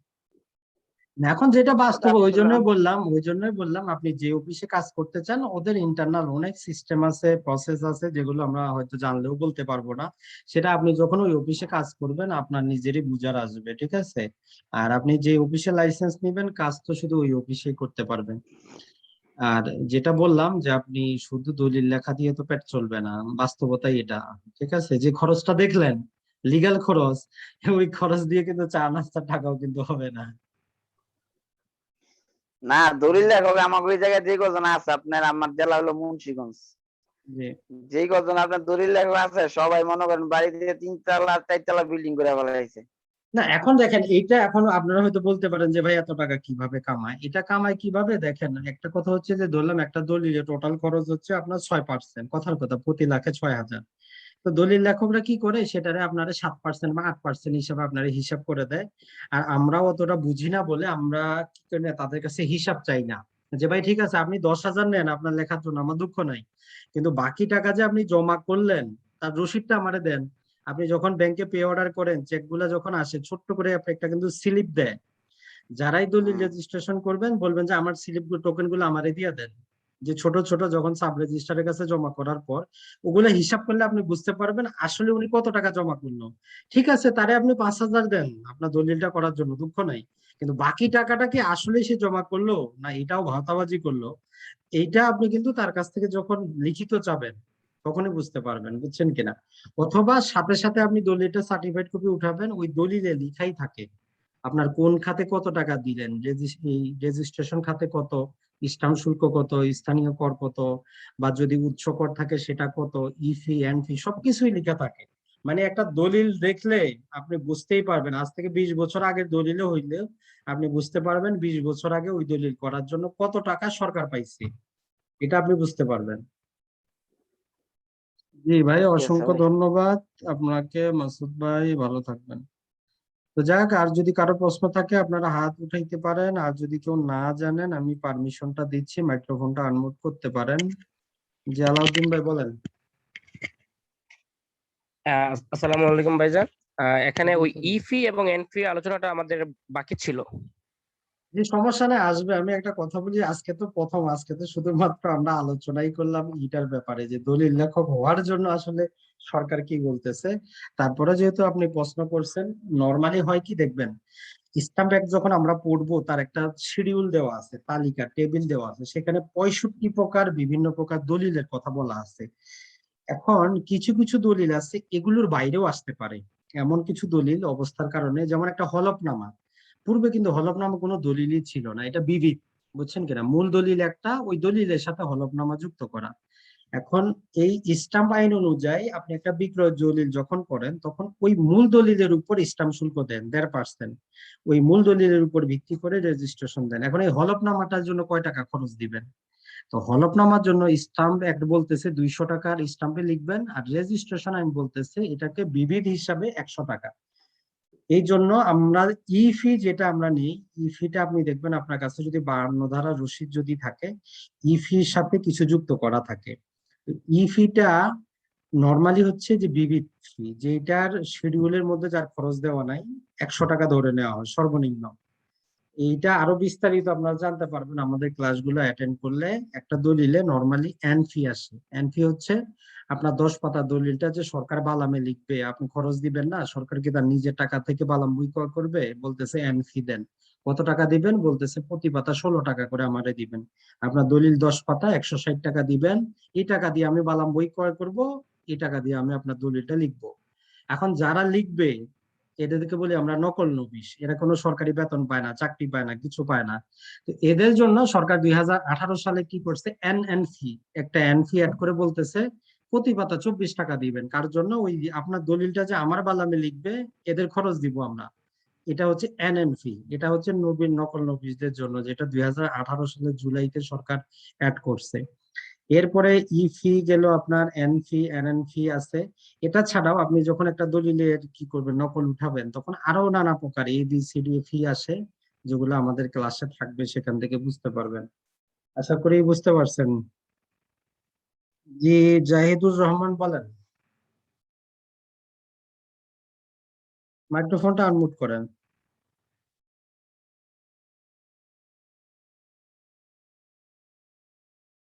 জি বলেন ভাই।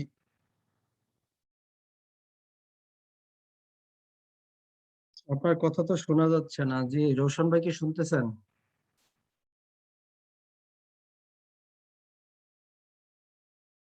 জি জি শুনতেছি। হ্যাঁ, আপনারা তো পাইলাম না প্রথমে, এই জন্য শেষের দিকে আসলেন। এই একটু প্রথমেই ছিলাম, আমি ছিলাম ক্লাসে।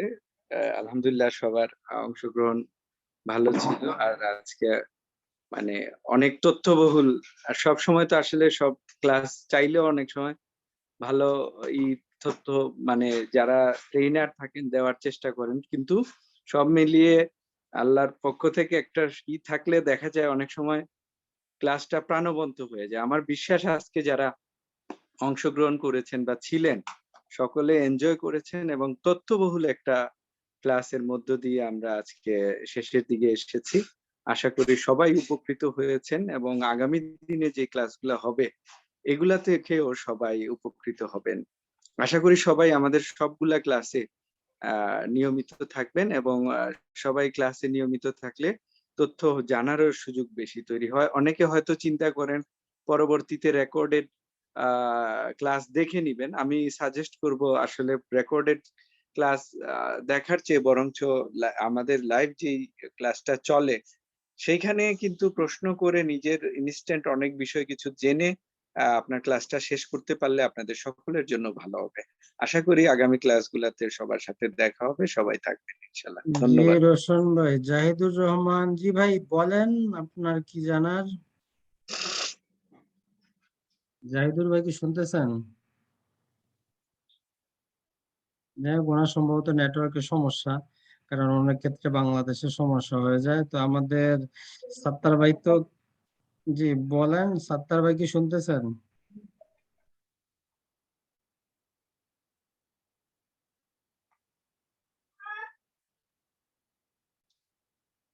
সাত্তার ভাই মনে হয় লাইনে নাই। সেটা তো যাই হোক।